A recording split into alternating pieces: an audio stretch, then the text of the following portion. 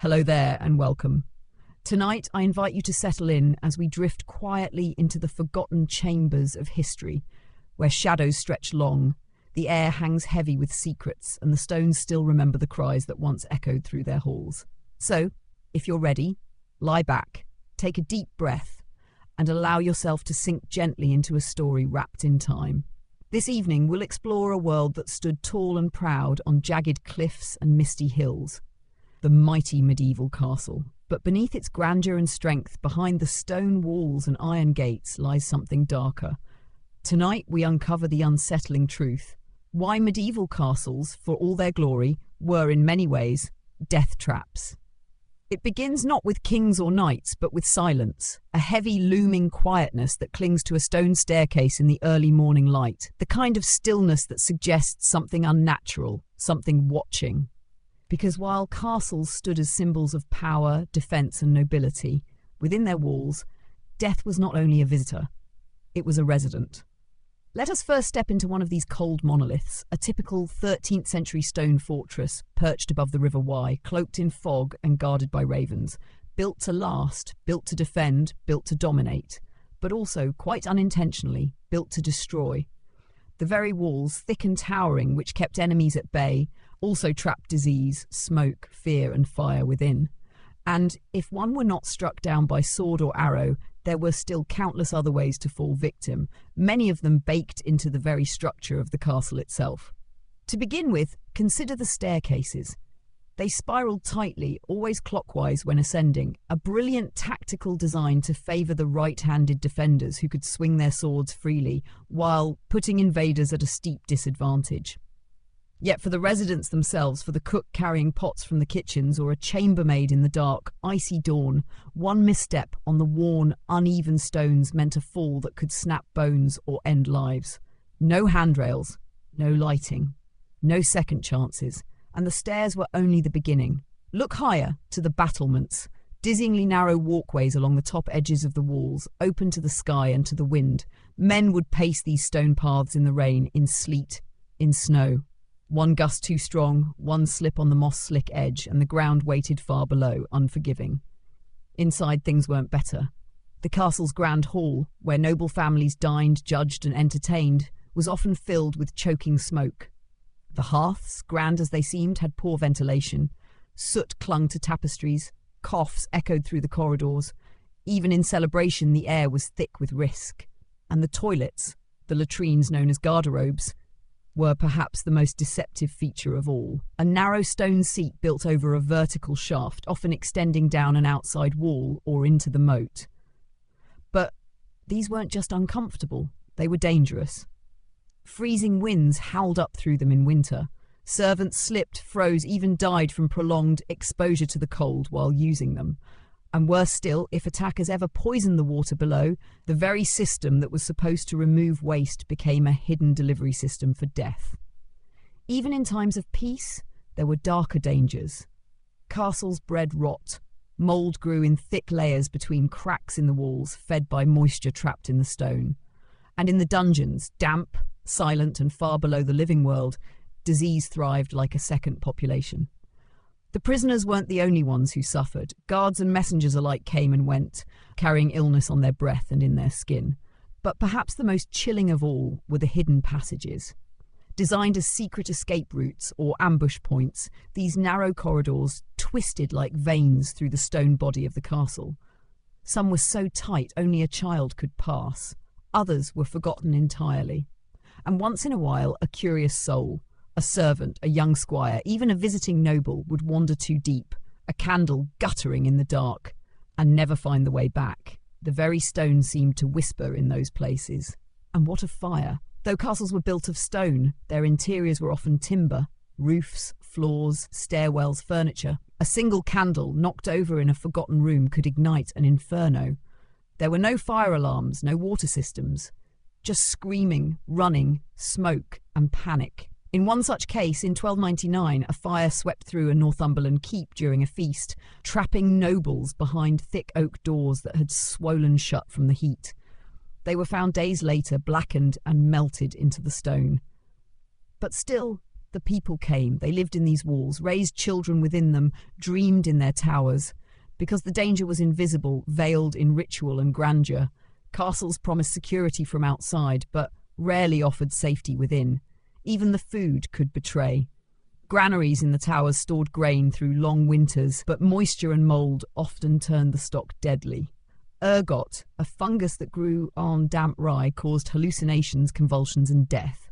To some, it was witchcraft. To the castle cook, it was simply bread. This was no ordinary home. It was a machine of control, of defence, of dread. And every mechanism, no matter how cleverly built, bore within it the seed of harm.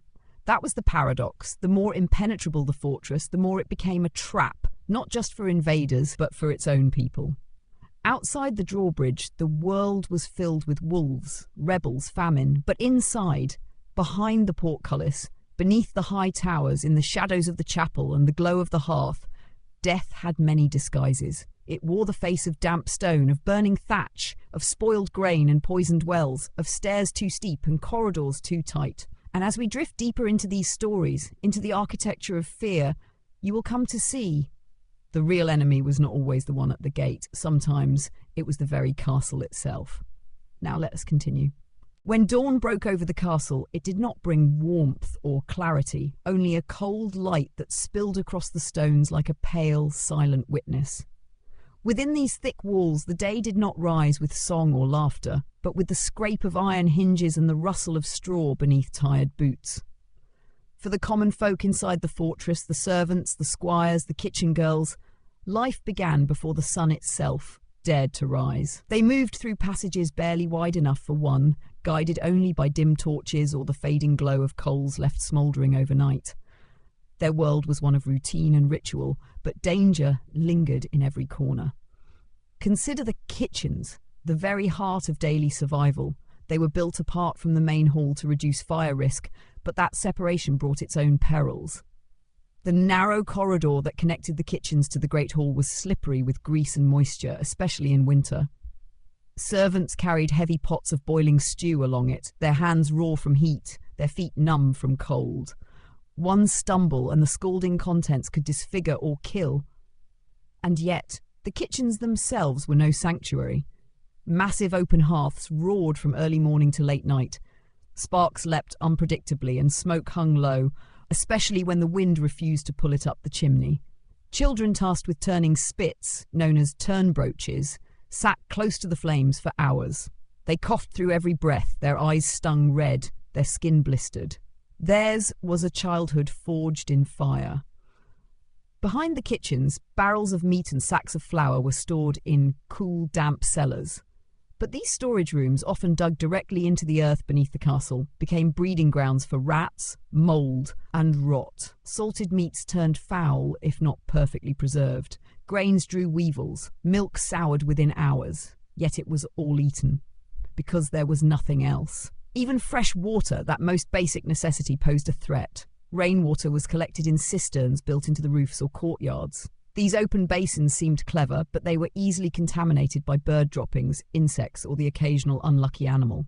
Worse were the wells. Narrow, dark shafts that dropped deep into the earth, sometimes shared with the latrine channels, especially in poorly designed castles. No one could see the bacteria, but people felt it in the cramps, the fever, the slow collapse of breath in the night. In many castles, deaths from tainted water were so frequent that wine or ale, even when weak, was considered safer. Even children drank it. The irony of survival. Fermented drink to avoid what nature intended to nourish. And then there was winter, when the wind howled across the moors, when the frost crept in under every door. Castles became tombs of ice. Stone, as resilient as it was, held the cold. Rooms deep inside the keep stayed damp and bone-chilling day after day. Fires helped, but wood was limited, often reserved for nobility. The lower folk curled beneath rough wool blankets, sometimes sleeping in pairs or more, not out of affection, but sheer need for warmth. Windows were small slits, made more for defence than light.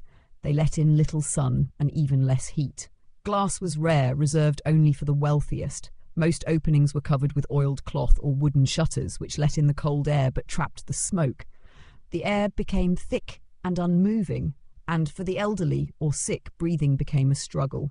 Respiratory infections ran rampant in winter, and without physicians, or worse, in the hands of charlatans who bled the ill or applied burning metal to their flesh, recovery was often worse than the illness itself. Death came slowly in those months, quietly, a child no longer rising from their straw bed, an old woman failing to stir beside the hearth, a cook collapsing with blackened fingers, frostbitten and forgotten. But perhaps most haunting was the castle's silence about it. Death in a castle did not always earn a scream. It did not always bring mourning. It was part of the structure, as regular as the bells that tolled from the chapel tower. The priest would offer prayers, a few coins might pass hands, and then the space the dead left behind was filled by another child, another servant, another soul. There was no luxury of grieving, only the pressing weight of function. Life had to continue. The castle had to run. The machinery of survival could not stop for sorrow. Even the nobility, those who slept on feathered mattresses beneath canopies and tapestries, were not immune. Their chambers, while grand, were not safe. Heavy stone chimneys cracked over time. In several cases recorded across England and France, they collapsed in the night, crushing lords in their beds. Rats gnawed through bed linens. Fleas from hunting dogs carried plague. Yes, the plague. It would come in time like a storm in black silk, and when it did, castles became cages. But not yet. Not tonight.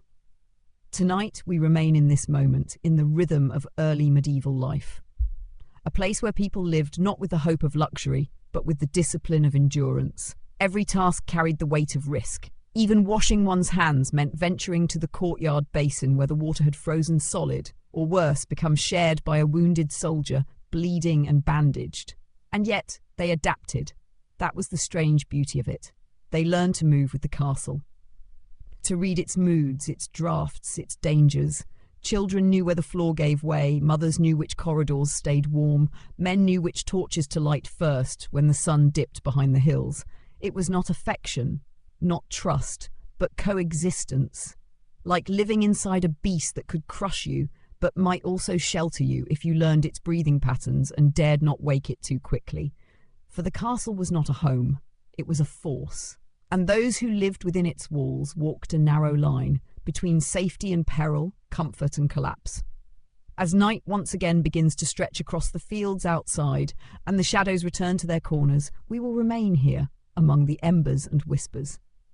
Because this is only the beginning. There are darker levels still to uncover, and secrets hidden deeper in the stone. The castle's heartbeat could be felt beneath the soles of your feet. A distant, rumbling pulse, the sound of life grinding forward in stone, wood and bone. And it was at night, when the corridors emptied and the torches flickered low, that this heartbeat became unmistakable. It throbbed in the creak of a gate that never fully closed, in the wind moaning through arrow slits, in the muffled sobs behind locked doors. Night in a medieval castle was not a peaceful thing. It was not the calm hush of slumber one might imagine from paintings or romance tales. It was tension. It was dread held still in darkness. For even as the moon cast silver slashes across the courtyard, danger waited, not from the outside world, but from the very architecture around you. Let us walk now through the halls after dusk. A boy with a candle tiptoes down a corridor, bare feet silent against the stone. He's been sent to fetch water for a noblewoman too ill to rise. But the castle at night is a labyrinth, and the walls, so welcoming in daylight, seem to shift and narrow in the shadows. The boy passes an alcove and sees nothing, but something watches him. Perhaps a rat, perhaps a ghost, perhaps a memory the stones themselves cannot forget. He stumbles briefly on a crack in the flagstones, a minor thing, easy to ignore, but many had tripped there. A maid once cracked her skull, and the blood took days to fade from the mortar. No one marked the spot. No one warned him, because in a castle, injuries became part of the building itself, absorbed and buried like breath in winter air. The boy finds the water basin, scoops what he can into a clay pitcher, and turns back. But now the wind has picked up. It rattles the shutters in the great hall. It howls down stairwells like a wolf that's found a scent. The candle flickers, then dies. He is alone in the dark. And this is where the true danger lies. Castles, by their very design, were built to confuse and entrap, their hallways twisted in unpredictable patterns, Some led to dead ends, others opened onto steep steps without warning. There were few windows, fewer landmarks. By night, with no light save memory, it became a trap for the untrained. More than one servant vanished this way, lost in the dark, falling into a disused shaft or stumbling into a sealed chamber no one remembered. But it wasn't just children who faced danger. Knights and guards, wrapped in chainmail and steel, moved through the halls with confidence and arrogance. They believed themselves immune to harm, hardened by war and discipline. But armour weighed heavy on the body. One misstep on a damp stair and even the strongest warrior could plummet down a spiral like a sack of bones, helmet clanging all the way to the bottom. There were stories of a lord's captain who vanished one stormy night, only to be found days later crumpled at the base of a watchtower's hidden shaft, his sword still drawn, his face locked in a silent scream. And then there were the fires. At night, warmth was a precious thing. Families huddled around small braziers in private rooms. Coals glowed in corners, under beds, beside the feet of old men whose joints ached with every movement. But embers are treacherous. One gust of wind, one scrap of cloth fallen too close, and the flames would leap like a beast released. The stone might survive, but the people would not. In 1314, in a castle in Normandy, a fire began in a linen room. The cause was never confirmed, but many suspected a candle left unattended by a girl no older than 12. It spread silently at first, the smoke curling up behind thick tapestries and beneath floorboards. By the time the alarm bells rang, the upper hall was already lost. 8 servants died, trapped behind a door swollen shut by heat. The girl's name was never recorded. In truth, most names were forgotten. The lower classes were not documented, not remembered. Their injuries, their deaths, their whispered prayers in the freezing dark, they became ghosts in the architecture. Echoes in the archways, stories told only in passing. But the danger at night was not always physical. There was a psychological weight to the castle's silence, the way shadows stretched across the flagstones, the way some doors refused to open though no one was behind them, the creak of an empty stairwell, the inexplicable scent of lavender in a tower long abandoned. Fear fed on these things. Even the noble lords, bold by day, found themselves pacing at night, unable to sleep, muttering to them, clutching relics or charms beneath their pillows.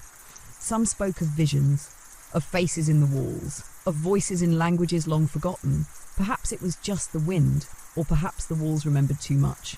After all, many castles had been built upon older ruins, Roman forts, pagan shrines, burial grounds. The stone was not innocent. It had absorbed the rituals, the wars, the betrayals of centuries. And at night, when the living quieted their breath, the past found space to rise. Priests were sometimes summoned to bless rooms that had gone cold for no reason, to drive out something unnamed, something that left scratches on the wooden floors and frost on the mirror-polished armour of squires. Few spoke of it openly, but it was known. The castle was alive. Not with heart or soul, but with memory, with weight, with consequence. Every death added a layer, every scream another stone. And so the people moved through it carefully.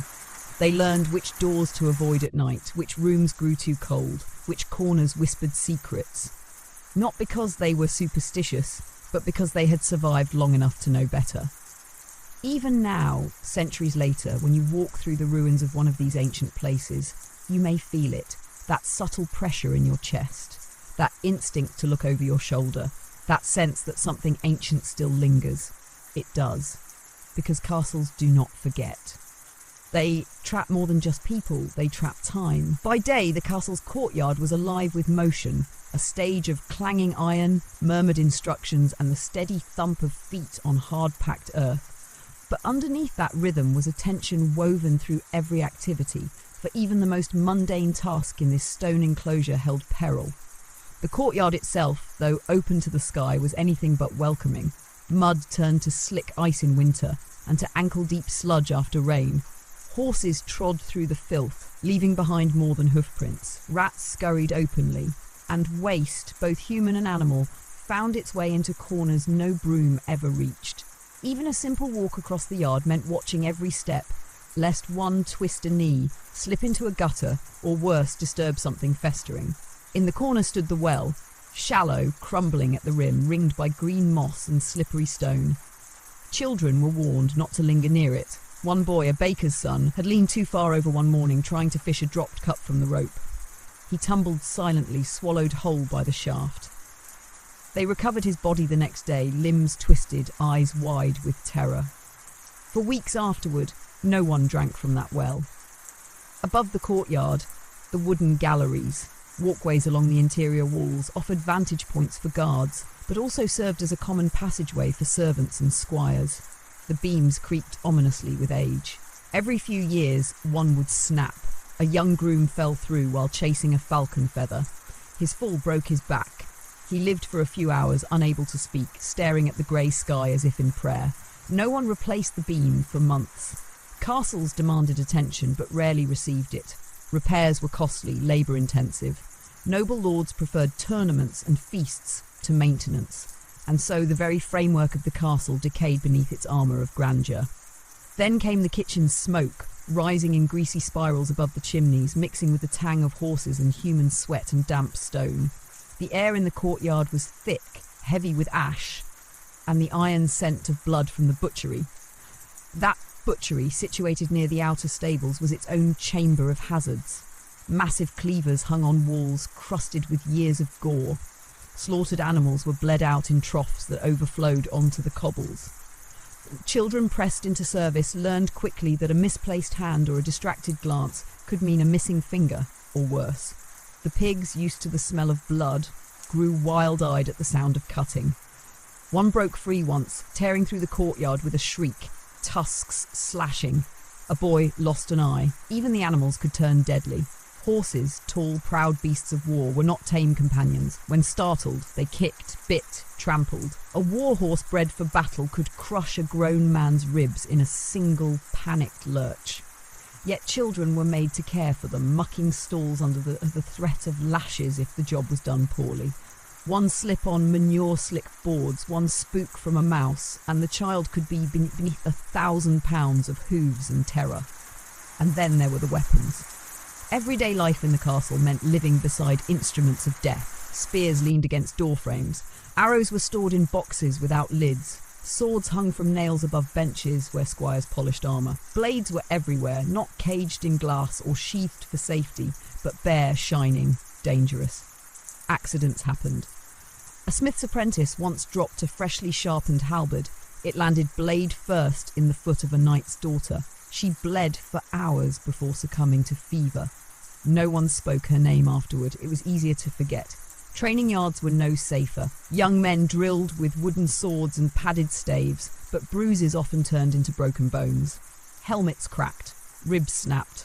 The masters believed pain taught discipline, and those who couldn't withstand it were deemed unworthy. But not all dangers were born from violence.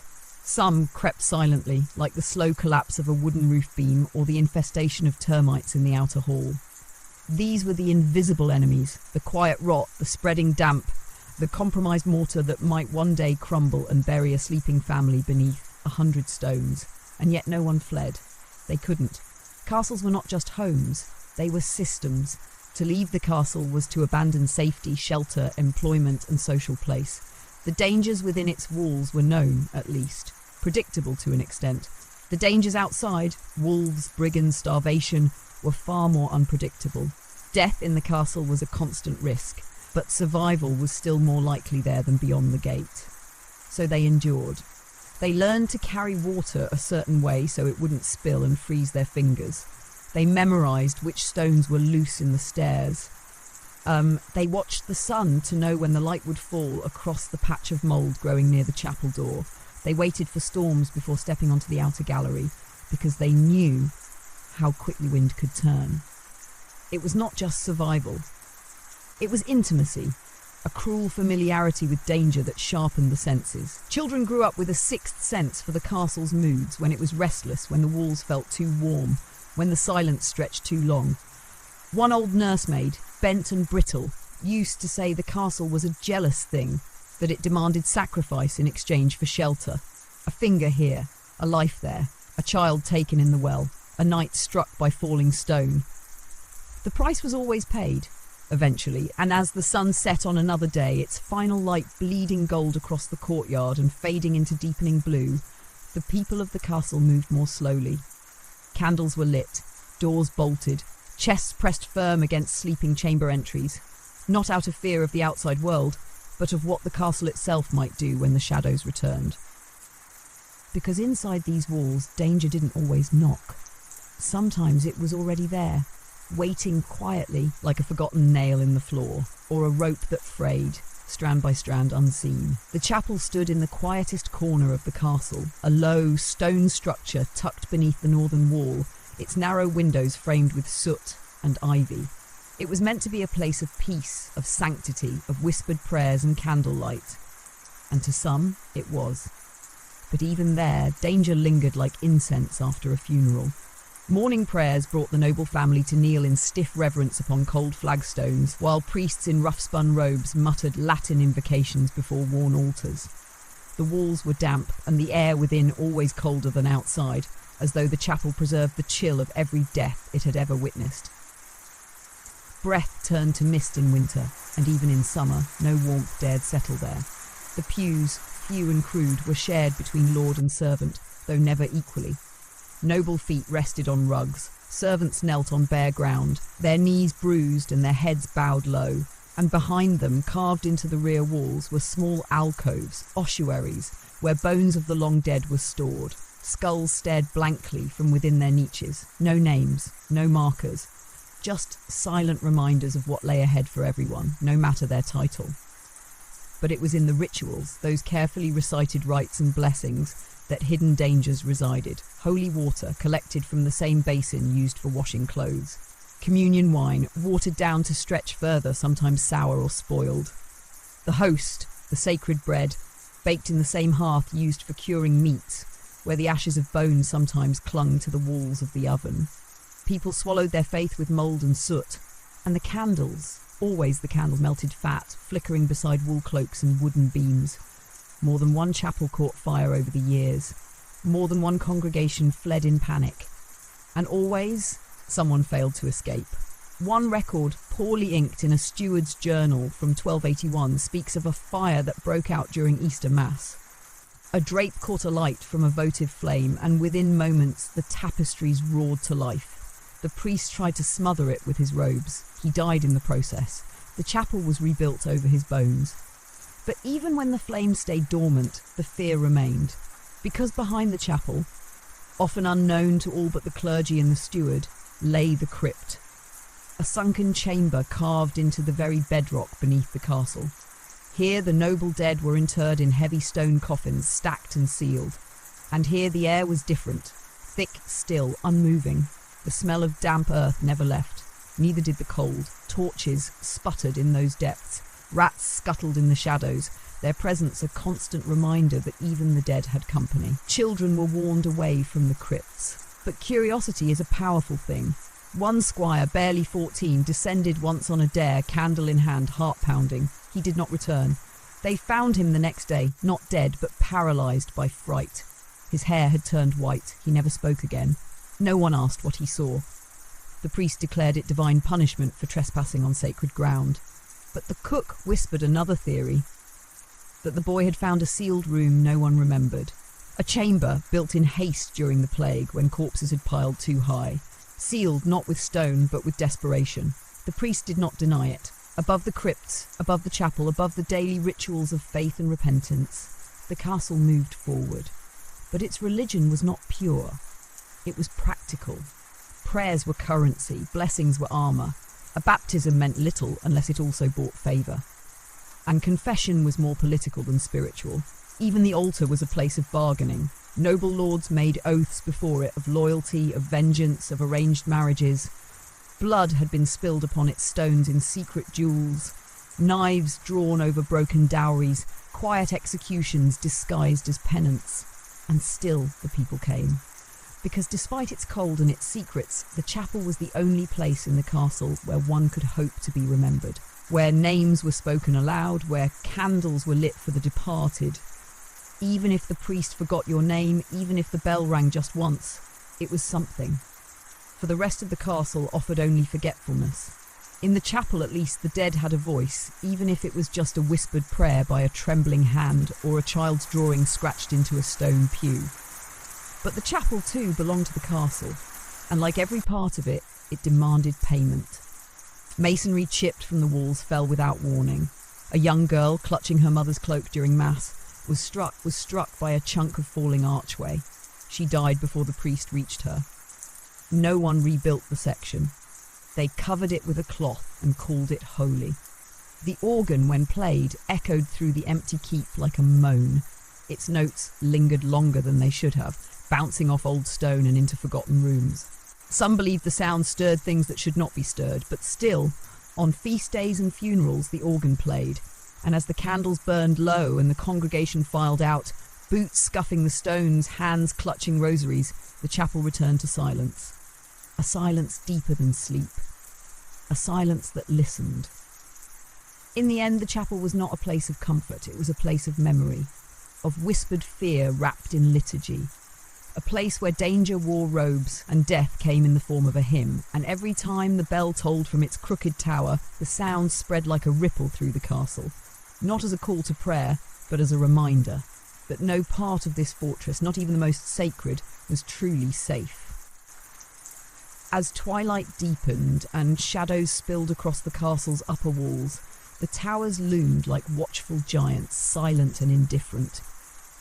These spires of stone, rising high above the courtyard and outer bailey, offered the illusion of control, places from which one could scan the horizon, watch the winding road below, and feel for a moment removed from the dangers that crept on the ground. But towers too were treacherous. The winding staircases that led to their summits were claustrophobic and steep, carved unevenly by masons whose hands had grown weary with repetition. There were no railings, no margins for error. One misstep, one boot heel slipping on slick moss or a loose pebble, and gravity offered its cruel correction.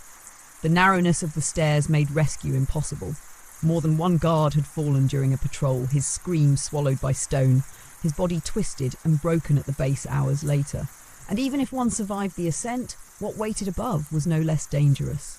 The towers were exposed to every gust of wind, every assault of rain, every winter flurry that swept in from the hills.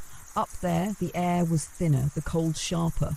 Guards wrapped themselves in furs, pressed close to the stone and huddled beneath rusting helms, their breath curling out like ghosts. Some lost fingers to frostbite, never noticing until they tried to grip a sword and found only numbness. In summer, the sun beat down mercilessly, turning the stones hot enough to burn skin. Shade was a luxury, water was rarely brought up, and so guards went thirsty for hours, lips cracking, vision dimming. The isolation wore on them. The monotony of scanning endless woods and roadways bred a strange restlessness, one that sometimes turned deadly. There were tales, whispered by squires and stable hands, of men who, after weeks of tower duty, jumped, not from fear, not from sorrow, but from something deeper. A madness born of watching too long. 1 minute they stood at the edge, and the next they were gone, vanishing into the air like loose feathers on the wind. But perhaps the greatest danger of the towers was not from above, but from within. Hidden chambers had been built into the thickness of the tower walls. Some were meant for storage, others for escape, but a few. A few had darker uses, small windowless cells, oubliettes they were called, places of punishment and erasure. The name comes from the French oublier, to forget. And that was precisely what they did. A prisoner would be lowered by rope into the pit, no ladder, no door. Once the rope was pulled up, there was no way out, no light, no air save what filtered through cracks, no sound except the drip of water and the scratching of rats. Food, if it came, was lowered in a bucket. Water might be poured from above, but often nothing came at all. The walls of those oubliettes were clawed with marks, fingernails scraped in desperation, prayers etched with stones. A timeline of suffering left by those who disappeared not only from the world but from memory. Some were rebels, some were thieves, some simply angered the wrong lord. Their names were rarely recorded. The tower kept its secrets well. Above these dark chambers, noble families sometimes housed their most precious possessions, not gold or jewels, but their daughters. Young noblewomen were often confined to towers under the guise of protection or piety. They were watched, controlled, isolated. Their windows faced the sky, and the world beneath them remained just a rumour. Lessons in embroidery and manners filled their days. Silent meals and whispered prayers filled their nights, but the walls were not always secure. In some cases, their isolation became their prison. Fires in lower floors could cut off escape. One tower in the east of England, belonging to a minor baron, caught fire from the kitchens below. The stone walls funneled the heat upward like a chimney. By the time the blaze reached the top, the baron's daughter had nowhere to run. Her chamber was sealed from the inside. They say her screams echoed for hours. The ashes of her silk gowns were found clinging to the inside of the window frame. They sealed the tower afterward, not out of respect, but because no one could bear to sleep beneath it. Yet despite these tragedies, towers remained symbols of prestige.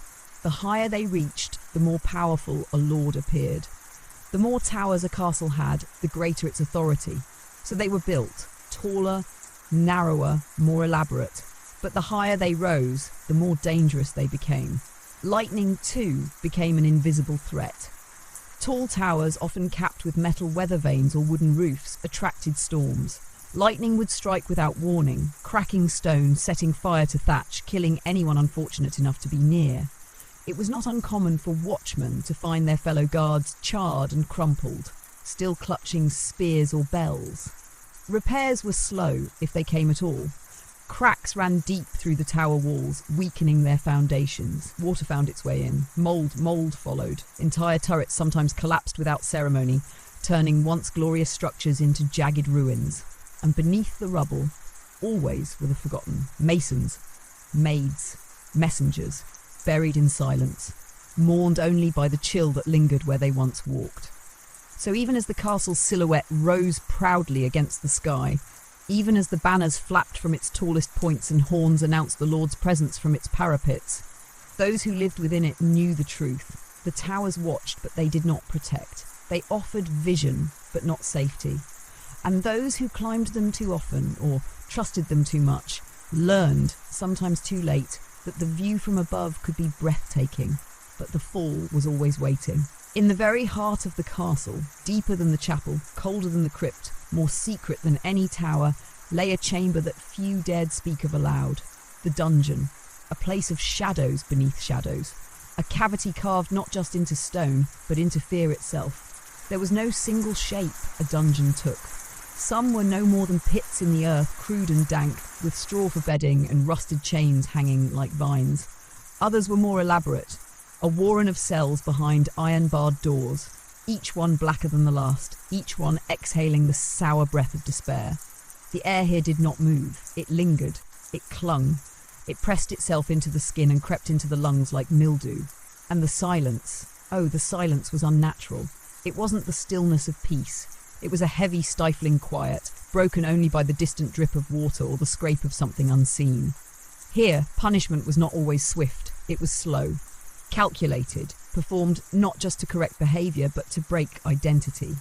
Dungeons were designed to remove not only comfort, but dignity, a deliberate unmaking of a person. Men were shackled upright for days, unable to sit or sleep, their muscles trembling until they gave out. Others were placed in cages, metal enclosures so narrow one couldn't move, only crouch like an animal. These were hung from beams, sometimes in full view of the courtyard as warnings. In rain, in frost, in blistering heat, and those were the lucky ones. Some cells were built so tightly into the stone that the prisoner could not stand at all, nor lie flat, nor stretch. They were made to bend the body, to contort it. After a week in such a space, a man might emerge twisted, not just in limb, but in mind. But physical torture, for all its brutality, was only one layer of the dungeon's cruelty. The greater torment was time. Prisoners often did not know the day or hour. There were no windows, no rhythms of sunlight or season. Some were given food, once, twice, or not at all. Water came in dirty cups. Bread arrived moulded or infested. There were no clocks, no voices save their own. And eventually even that gave way to whispers, to sobs, to silence. One prisoner, a tax collector accused of skimming coin from the Lord's chest, spent 17 days in a low-ceilinged cell without light. When they pulled him out, he had clawed his fingernails to the quick along the stone floor, carving his name again and again, or perhaps a plea, no one could say. The letters blurred. He could not speak. His hair fell out in clumps. He died a week later, in a cot beneath the outer stairs. The jailers, often low-ranking soldiers or trusted henchmen, learned not to ask questions. Their task was simple: keep the prisoners breathing, but just barely. And if one expired during the night, no one rushed to remove the body. Sometimes it was left there for days as a warning to the others, as a lesson in endurance, as a quiet declaration of who held power and who had none. But the dungeon did not only hold the guilty, sometimes it held the inconvenient. An heir who spoke too freely, a cousin who questioned an inheritance, a priest who hinted at scandal. They would vanish, a rumour would stir, and somewhere below a torch would be lit. A door would creak, chains would rattle, and history would be rewritten, one forgotten prisoner at a time. There were no trials here, no appeals, just stone and silence and rot. And the stone, it should be said, was never clean. The walls bore stains that no amount of scrubbing could erase. Dried blood darkened the mortar between bricks. Claw marks dug into old wood. Rats darted through cracks in search of the dead. Mould bloomed along the edges, feeding on sorrow, thriving in the damp. Sometimes the castle's upper residents would report a smell, faint but unmistakable. They would light more incense in the chapel, burn rosemary in the great hall, but the smell always returned. Because suffering seeps upward, it does not stay buried. There were secret passages leading to the dungeon, narrow tunnels only known to a few, used to move prisoners without notice, or to bring in special visitors who needed persuasion. Some of these corridors had been closed for years, others were never mapped at all. They twisted through the castle's underbelly like veins, pulsing with old memories. And sometimes, when the wind howled just right, you could hear something from below. Not a voice, exactly, but a groan. A sound like stone shifting. Or breathing. There was one such tunnel beneath the kitchens of a Welsh keep, known only to the steward and the Lord's personal guard. The steward, a cautious man, once said he heard singing down there, soft, wavering, in a tongue he didn't recognise. When he opened the hatch, there was nothing, just dust. And yet, the next morning, the floor above the tunnel had cracked clean through. No explanation. The cook refused to walk there again. But the dungeon, despite all its horror, served a purpose. It reminded everyone above that mercy was a choice, that safety was conditional, that power could reach anywhere, even into the earth. And perhaps that was the greatest cruelty of all.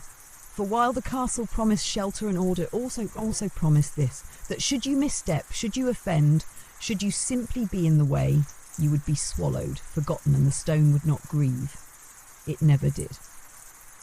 Beyond the stone walls, past the creaking drawbridge and deep within the moat's murky waters, lay another layer of peril, not outside the castle, but wrapped tightly around it like a second skin. For while the moat may seem a clever defence, a barrier to ward off the enemy, in truth it was yet another silent threat that the castle's own inhabitants could not escape. The moat was not a romantic ribbon of water encircling some fairy tale fortress. It was stagnant, fetid, and crawling with life and death. Often filled not with fresh river water, but with runoff from rain and waste, it became a repository for rot. Animals drowned there. Offal was thrown into it, slop from the kitchens, blood from the butchery, human waste from the garderobes above, trickling down through hidden chutes and open stone channels, emptied straight into its green, unmoving surface. And yet it was everywhere. The smell clung to the castle like mildew clings to cloth. In summer it rose thick and foul, carried on every breeze. The noble lords held perfumed cloths to their faces. The kitchen boys simply learned to breathe through their mouths. Insects, flies most of all, bred in clouds above the surface, finding their way into sleeping quarters, food stores, and mouths left open in exhaustion. But the moat was not just disgusting. It was dangerous. During sieges, when the outer walls were battered and arrows rained down, men were often ordered to cross planks over the moat to reach defensive points. One step off balance and they would plunge into the toxic stew. Armour dragged them down. If they didn't drown, they surfaced coughing, vomiting, their skin blistering from whatever bloomed beneath the surface. Infections came swiftly. Cuts festered, eyes reddened, wounds turned black. There was no healing from a moat water sickness. It crept slowly, killing over days, stealing breath one gasp at a time. Children sometimes played near it. They were warned, of course, but warnings are wind to a child. A tossed pebble, a A challenge between brothers, a game of daring steps, and suddenly a splash, a scream, a silence. By the time anyone reached the edge, only ripples remained. One castle midwife, an old woman with crooked fingers and a ribbon of grey in her braid, claimed the moat was cursed, that it had memory, that every soul it swallowed added to its hunger. No one believed her, yet when she was found drowned there herself, face down among the weeds, no one stepped forward to retrieve her body. They waited for the current to carry her to the far bank, out of sight. But the moat's reach extended beyond death. It was a tool of control. Lords would sometimes use it for punishment. A thief might be tied to a post just above the waterline, ankles submerged. They'd be left there for a day, maybe two. By the end, their legs would be swollen with bites, their skin marked with leeches and rot. Some never walked again. Some didn't even survive the weight. The water didn't kill them with speed, it killed them with time. In winter, the moat froze, but not safely. Thin sheets of ice lured the desperate. A servant attempting to cross unseen. A messenger hoping to shave an hour off a delivery. The ice cracked like a whip. Bodies vanished beneath its surface. By spring, only their bones remained, tangled in the reeds. Even during times of peace, the moat was a hazard. It overflowed in storms, sending filth back into the castle's lower corridors. The storage rooms would flood, rats would swarm, mould would bloom. Servants were forced to wade through ankle-deep water, hauling barrels and sacks above their heads, the stench rising around them like smoke. And still, the moat was praised. Described as elegant in records, painted with lilies and reflections in illustrations, described in letters by noblewomen as a mirror for the moonlight, but none of them drew water from it. None of them had to live with its breath against their door. One might wonder why it was not cleaned, why its filth was not scraped or drained or purified. But the truth was crueler. It was not meant to be clean. It was meant to be feared. A moat did not just keep enemies out. It reminded those within how thin the line was between safety and suffering. It was a moat, yes, but it was also a message. Stay inside, obey, do not wander. And perhaps the most chilling part, it worked. The castle's inhabitants stayed within their walls. They did not question, they did not stray, because they had seen what lay beneath the surface. The slime, the bones, the shadows that moved in the water at dusk. They had smelled its breath, heard its silence. And so each night, when the final torch was doused and the castle exhaled into sleep, the moat curled quietly around it, like a serpent around a sleeping beast, not guarding, waiting. As autumn settled over the land and the trees beyond the walls shed their golden skins, another transformation began to stir within the castle, the tightening grip of scarcity. For in the medieval world, the approach of winter was not a poetic shift of seasons, it was a looming threat, one that turned stone into prison and comfort into a brittle illusion. Preparation was everything. From late summer to early fall, the castle's rhythms changed. The great hall echoed not with song, but with the thud of sacks dropped to the floor, the scraping of grain into bins, the hiss of salted meat being packed into barrels. Everything that could be preserved was preserved. Everything else was either fed to the pigs or fed to the fire. But no matter how carefully the stewards planned, the stores never seemed enough. There was rot, always. Mice, moisture, spoilage. Barrels of dried peas might split from swelling. Pickled fish turned sour if brine levels dropped. Salt was expensive, a luxury even, and when used sparingly, it could not protect meat from the creeping fingers of decay. The odour of the cellar grew stronger by the day. It clung to the walls, to the clothing of the servants, to the breath of the children. And yet, these were the rations meant to last until spring. For the noble family, the threat of hunger was remote.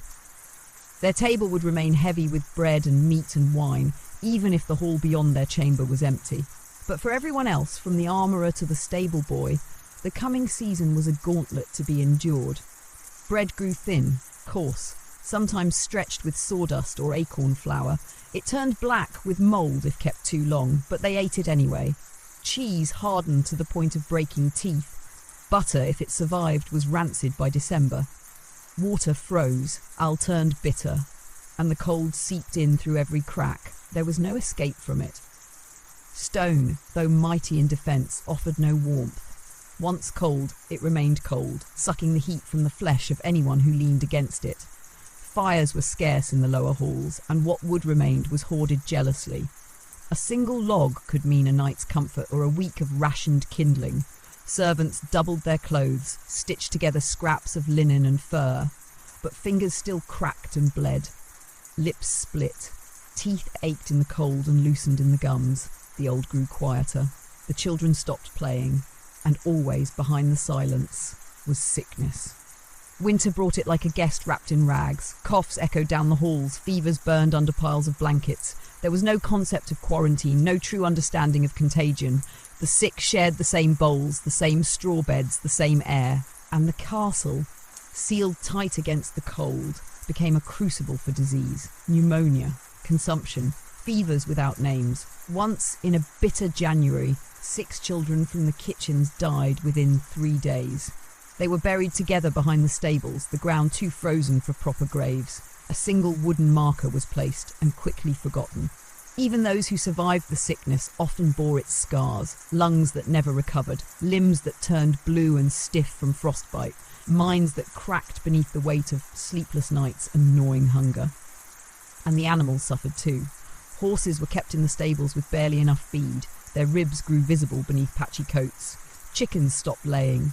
Dogs turned lean and watchful, no longer playful but hungry, sometimes frighteningly so. A guard once awoke to find 2 hounds fighting over the body of a dead rat. The dogs hadn't eaten in days. It was said, in hushed voices, that in some castles, rats themselves became food, roasted on spits, served in stew. No one admitted it aloud. But the smell of meat sometimes lingered too long in kitchens that had no deliveries. And then there was the cold. It crept in as if it belonged, into beds, into joints, into the very breath of those who remained still too long. Candles refused to stay lit, ink froze in pots, doors swelled with frost and jammed in their frames. In one tower, a squire was found frozen upright, arms crossed around himself, standing beside the arrow loop where he'd kept watch. His eyes were open. He was buried in the same position. But perhaps the worst of winter in the castle wasn't the hunger, or the sickness, or the cold.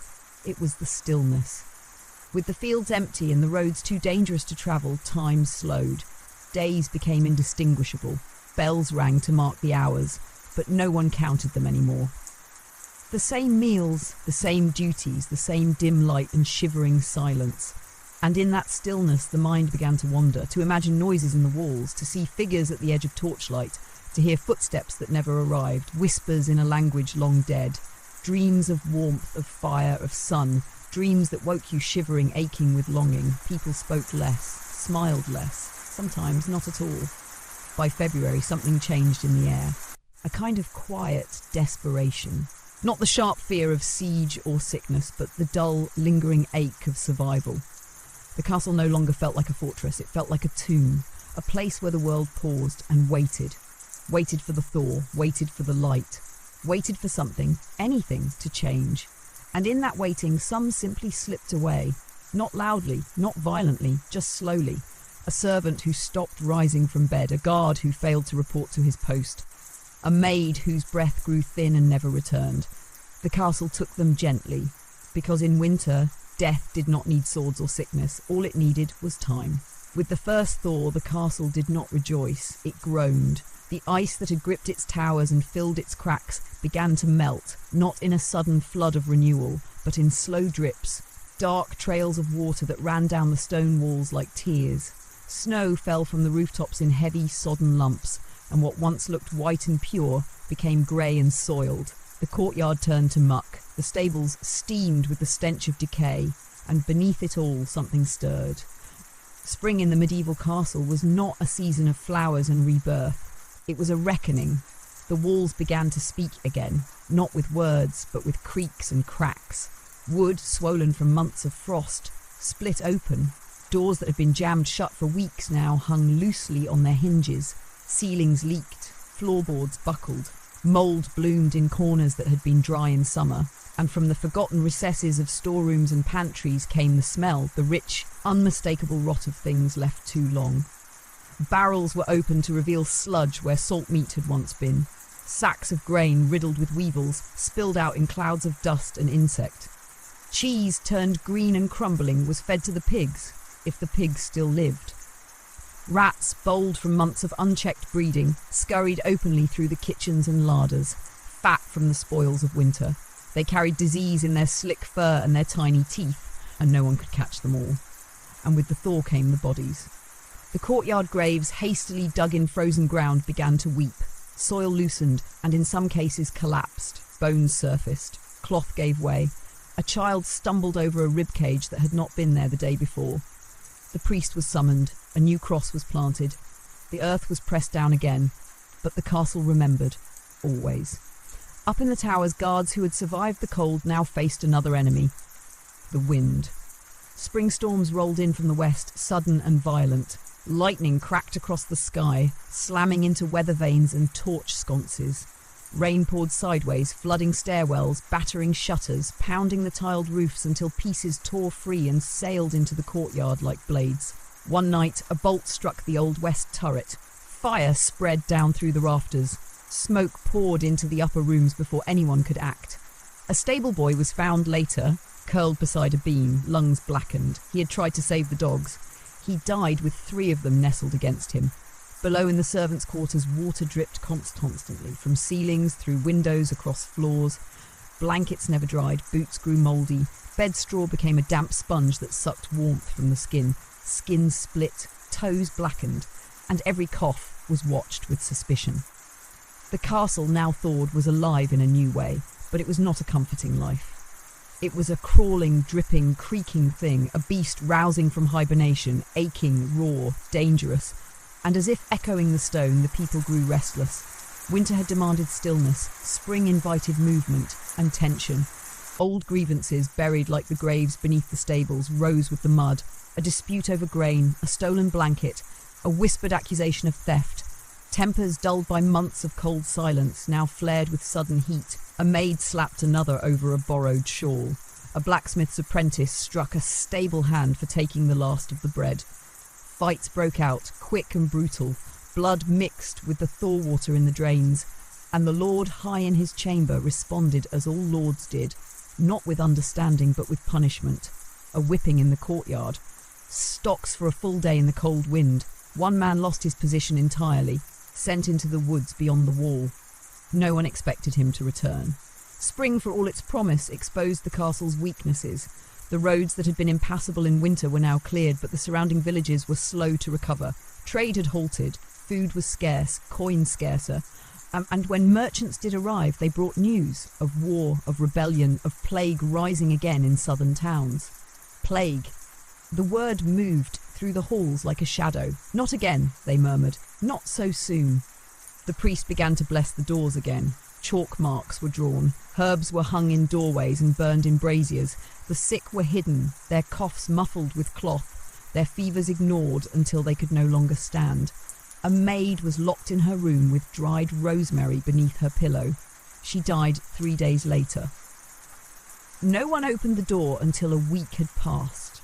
They burned her mattress in the courtyard, and no one spoke her name. Even the noble family could feel the unease. Their gowns no longer glittered. Their feasts were quieter. The lord's wife, once so proud, now paced her chamber, listening for noises beyond the walls. She asked for prayers, she asked for salt.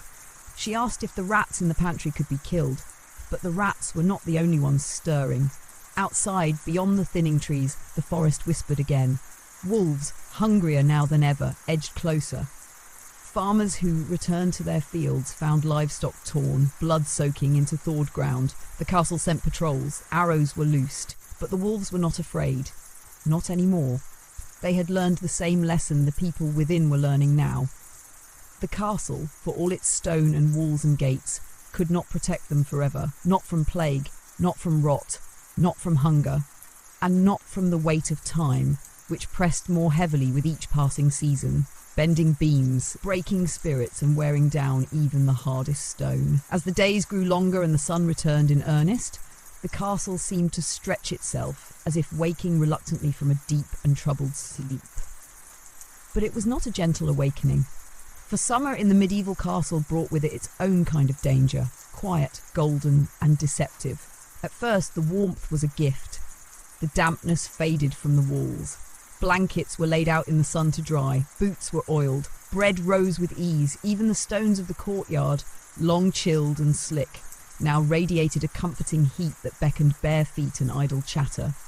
But that warmth carried a hidden weight.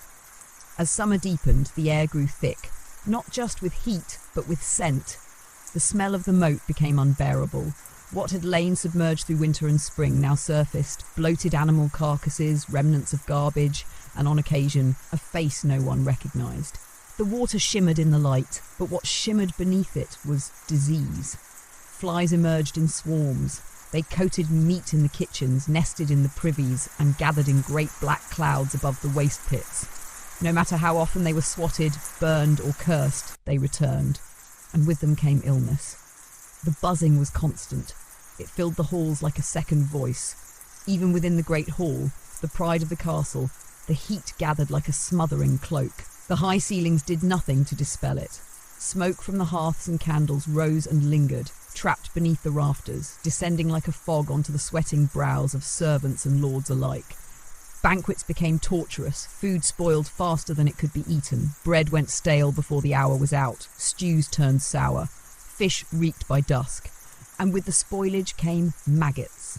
They appeared suddenly, relentlessly, in barrels, on plates, in the folds of discarded linens. A nobleman once found them writhing inside a fig after taking a bite. He struck the steward across the face, and the man bled from his ear. But the maggots turned the next day.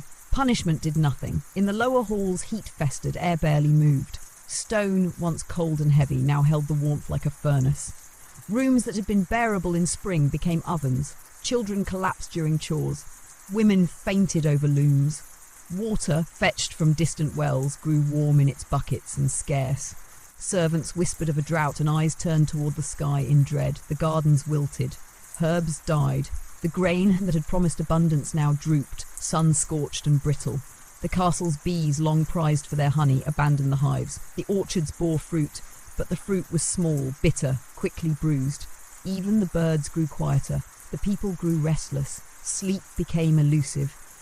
The nights, once cool and offering reprieve, now clung with humid hands. Beds soaked through with sweat. Insects crept beneath covers. Doors and windows were thrown open, desperate for breeze, but that only invited more flies, more dust, more noise. And then came the fevers. At first, it was only a few, a young boy in the stables, a washerwoman from the stream. They complained of heat, of aches, of visions. They burned, cried out, and died within days. Their bodies were taken to the edge of the woods and buried without ceremony. But it did not stop there. The sickness spread quietly with no pattern. A knight fell from his saddle mid-patrol. A cook began babbling and wandered into the moat. A scribe, shaking uncontrollably, tore at his own face with ink-stained fingers. The castle physician, such as he was, declared it summer madness. He offered tinctures of mint, bathed the sick in vinegar, and bled them when all else failed. But the symptoms did not wane.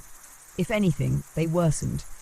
Paranoia took hold. Whispers of curses began to circulate, of ill omens, of something buried beneath the castle, now awakened by the heat.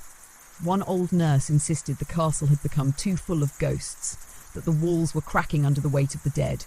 No one laughed. The priest held mass 3 times a day. Bells rang until they cracked. Ashes were smeared on foreheads. Doors were sprinkled with holy water. But still the sickness clung, invisible and unstoppable. The castle, once a bastion against the wild world beyond, now felt like a cauldron. A place where bodies and breath and stone all boiled together in silence. The walls that had once protected now confined.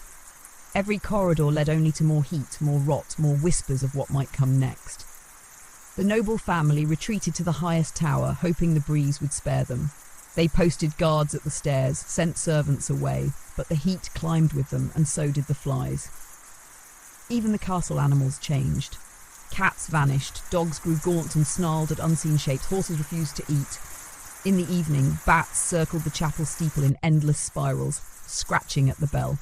And yet, amid all of it, the castle still stood, still held its shape, still whispered in its stone tongue. Because that was the cruel truth. No matter how many died, no matter how many rooms were sealed off, how many bones were buried, the castle endured. Its walls remembered. Its floors drank every drop of blood. its towers watched, silent and tall, through fever and fire, and the sun blazing high above did not care. It bathed the castle in gold, and made sure every crack, every shadow, every scream was clear and seen. And the castle, hot as a kiln and just as unforgiving, did what it had always done. It waited. By the time summer bled into late harvest, the castle had grown quiet in a way that was different from winter's hush. It was not the silence of snow or sleep. It was the silence that follows a long illness, a silence that knows something has passed through and something has been lost.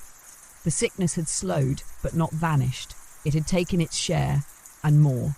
The old, the young, the frail, and the unlucky. Their names were murmured in corners, carved into wooden beams, forgotten in the same breath. Some were buried properly, others hurriedly. There was no time, no strength, no priest enough for all the farewells. And the castle, as always, did not grieve. It simply adjusted. Rooms were shuttered, beds left unmade, doors remained closed that once echoed with footsteps and laughter. A kind of grim order returned. Tasks resumed, fires were lit, bread was baked, but something had shifted in the marrow of the walls. Autumn came, and with it the harvest, such as it was. Thin stalks of wheat, shriveled apples. The bees never came back, and the honey jars sat empty. The vineyards produced bitter grapes, and the wine pressed from them tasted of metal and dust. But it was food, it was drink, and the people, hollow-eyed and quieter than before, accepted it without complaint. The fields beyond the castle stirred once more with movement. Farmers bent beneath sacks, oxen strained at the yoke, but their numbers were fewer. The villages that once glowed with hearth fires at night now showed only a scattering of lights, and still the castle endured. But endurance had its cost. The great hall, once a place of feasts and laughter, had changed. The tapestries, once rich with colour, hung heavy with dust. Mice skittered behind them, bold in their reclaiming of space. The hearth fire burned low, even during celebrations. There was no excess left. The musicians played with quieter hands. Dances ended early. Toasts were made with water. The noble family rarely left their chambers. The lord, gaunt from months of restless nights, paced the gallery alone. His wife, once radiant, now spent her hours staring through the window slit, her hands motionless in her lap. The youngest daughter asked why her nurse no longer sang. No one answered her. In the lower levels of the keep, things moved more slowly. The blacksmith hammered less often. His tools rusted from neglect. The kitchens produced fewer smells, fewer meals. A single pot now fed 10. The children, always the first to forget sorrow, played quieter games. Games that didn't require laughter. And beneath all of this, the castle's bones groaned. The wooden supports in the west tower began to sag. Moisture had warped them during the storm-ridden summer, and now the weight of the stone pressed too heavily. The carpenter, when summoned, said repairs would be costly, time-consuming, dangerous. The Lord said, let it be, and so it sagged further. In the chapel, candles burned shorter. Oil was rare. The priest read the rites by sunlight when he could, or by memory when he couldn't. He had stopped replacing the offering bowl. No one had placed coin in it for weeks. The chapel floor near the altar had begun to crack. Rats now made nests beneath the pews. One morning, a servant found a skull unearthed near the rear wall. A child's, judging by the size. It was reburied without a word. The priest whispered a blessing, though he didn't know the name. Autumn winds brought a new sound to the castle. The rustle of leaves, yes, but also the tapping of branches on stone. A constant knock, like fingers at the window. People began to dream of footsteps, of voices calling softly from the base of stairs, of faces in corners that disappeared when you turned. Perhaps it was grief. Perhaps it was just the wind. But many believed the castle had begun to speak, not just in creaks or groans, but in something older, deeper. A presence felt when alone. A shadow that shifted slightly too late. A breath in your ear when no one stood near. It was as though the dead had not left. As though the stone had recorded their passing and begun to play it back over and over again. The steward, a man who'd once mocked superstition, now carried a sprig of dried lavender in his sleeve. The cook left bread on the sill overnight for the ones who stayed. The stable master spoke aloud to the empty stalls, as if giving morning greetings to horses long gone. And perhaps the castle needed this, needed someone to remember, someone to acknowledge the weight it bore. For by autumn's heart the castle was tired, its towers leaned, its wells ran slower, its stairs echoed longer between steps. It was not crumbling, not yet, but it was weary, as though it too had endured more than it was ever meant to. But still, it stood. Through fire and famine, through sickness and sorrow, through countless feet and forgotten names, it remained, a monument not to glory, but to survival. And as the first frost of winter returned, thin, pale, whispering, the castle shivered, not in fear, not in mourning, but in memory, because it knew what came next. The first frost did not announce itself with drama. It crept in quietly during the night, settling like breath on glass. By morning, every surface shimmered with a pale skin of ice. The stones slick, the grass brittle, the iron cold enough to bite. The castle, long accustomed to suffering, felt the change without surprise. It simply accepted the return of hardship like an old wound reopening. Smoke once again curled from the kitchen chimneys. Cloaks were drawn tighter. Fires sputtered into reluctant life. But the warmth was half-hearted, unable to chase away the chill that had begun to nest in every corner. And so began another cycle, not a season but a slow descent. One where time stretched thin and survival became the only prayer worth whispering. The castle's inhabitants, fewer than the year before, moved with caution. They knew what winter meant. Not snowflakes and songs, but brittle bones, empty granaries, and long nights with longer silences. The outer walls were patched with hastily placed timber, straw stuffed into cracks like a child's attempt to mend something long broken. The west tower, ignored since the summer sagging, now leaned more visibly. A crack had formed along its base, and the stone flaked away in powdery clumps. No one climbed it anymore. In the great hall, the banners hung low, their colours had faded. The tapestries were no longer decorative, but insulation. Hands brushed against them for heat more often than admiration. The hearth burned when it could, but the woodpile had shrunk too quickly. The logs were damp, the flames hissed and spat like they resented being disturbed. Food became ritual. The same stew, day after day, stretched with water thickened with barley husks. Dried onions, a carrot, if the cook was lucky. Bread sliced so thin it curled at the edges. Salt was nearly gone. Meat, a memory. Even the rats grew bold enough to fight over scraps in the open. Children stopped asking for more. They simply stared into their bowls and learned to be silent. The noble family hosted no feasts that winter. No musicians played, no guests arrived. The lord walked the ramparts with his shoulders hunched against the wind. He no longer wore his ceremonial cloak, only furs, patched and plain. His beard had grown wild. His voice, when it came, was distant. He had lost a son to the fever in summer. The boy's room was sealed. The servants avoided the door. His wife rarely left her chamber. Her hair turned grey in a single month. She kept a candle burning by the window day and night, though none could say why. Some said she waited for spring. Others said she waited for something else. Below, in the servants' quarters, small fires flickered in makeshift hearths. Old bricks repurposed, crates torn down for kindling. The smoke hung low, too thick to escape, and the air turned bitter with soot. Babies coughed, the elderly faded quietly, and every morning someone would be found cold, curled beneath a blanket that had not been thick enough. They were taken behind the stables, buried in the frost. The ground was hard, the digging slow. Sometimes they weren't buried at all. And through it all, the castle listened. Its walls, saturated with history, seemed to grow heavier with each passing night. The ceilings dripped with condensation. The stone breathed, groaned, cracked. In the darkest corners, mildew bloomed like rot-coloured lace. Even the light, when it came, was dull, a greyish smear across the floor that faded by midday. Time lost its shape. There were no festivals, no celebrations, not even the Yule feast. The hall was quiet on the solstice, save for the wind clawing at the shutters and the howl of wolves in the distance. Wolves, once so distant, now circled the castle with impunity.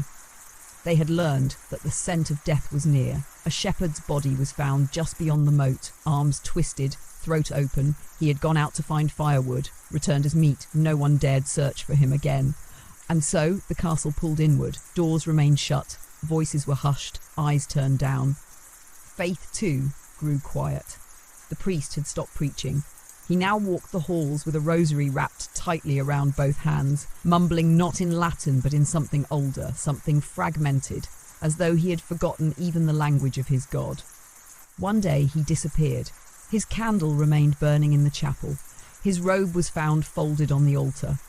No one spoke his name again, but the chapel remained open, not for mass, but for shelter, a place to escape the wind, a place to sit among the cold and dust and whisper nothing in particular. The only warmth came from the candles people left behind. One for a child, one for a mother, one for someone no longer remembered, only felt.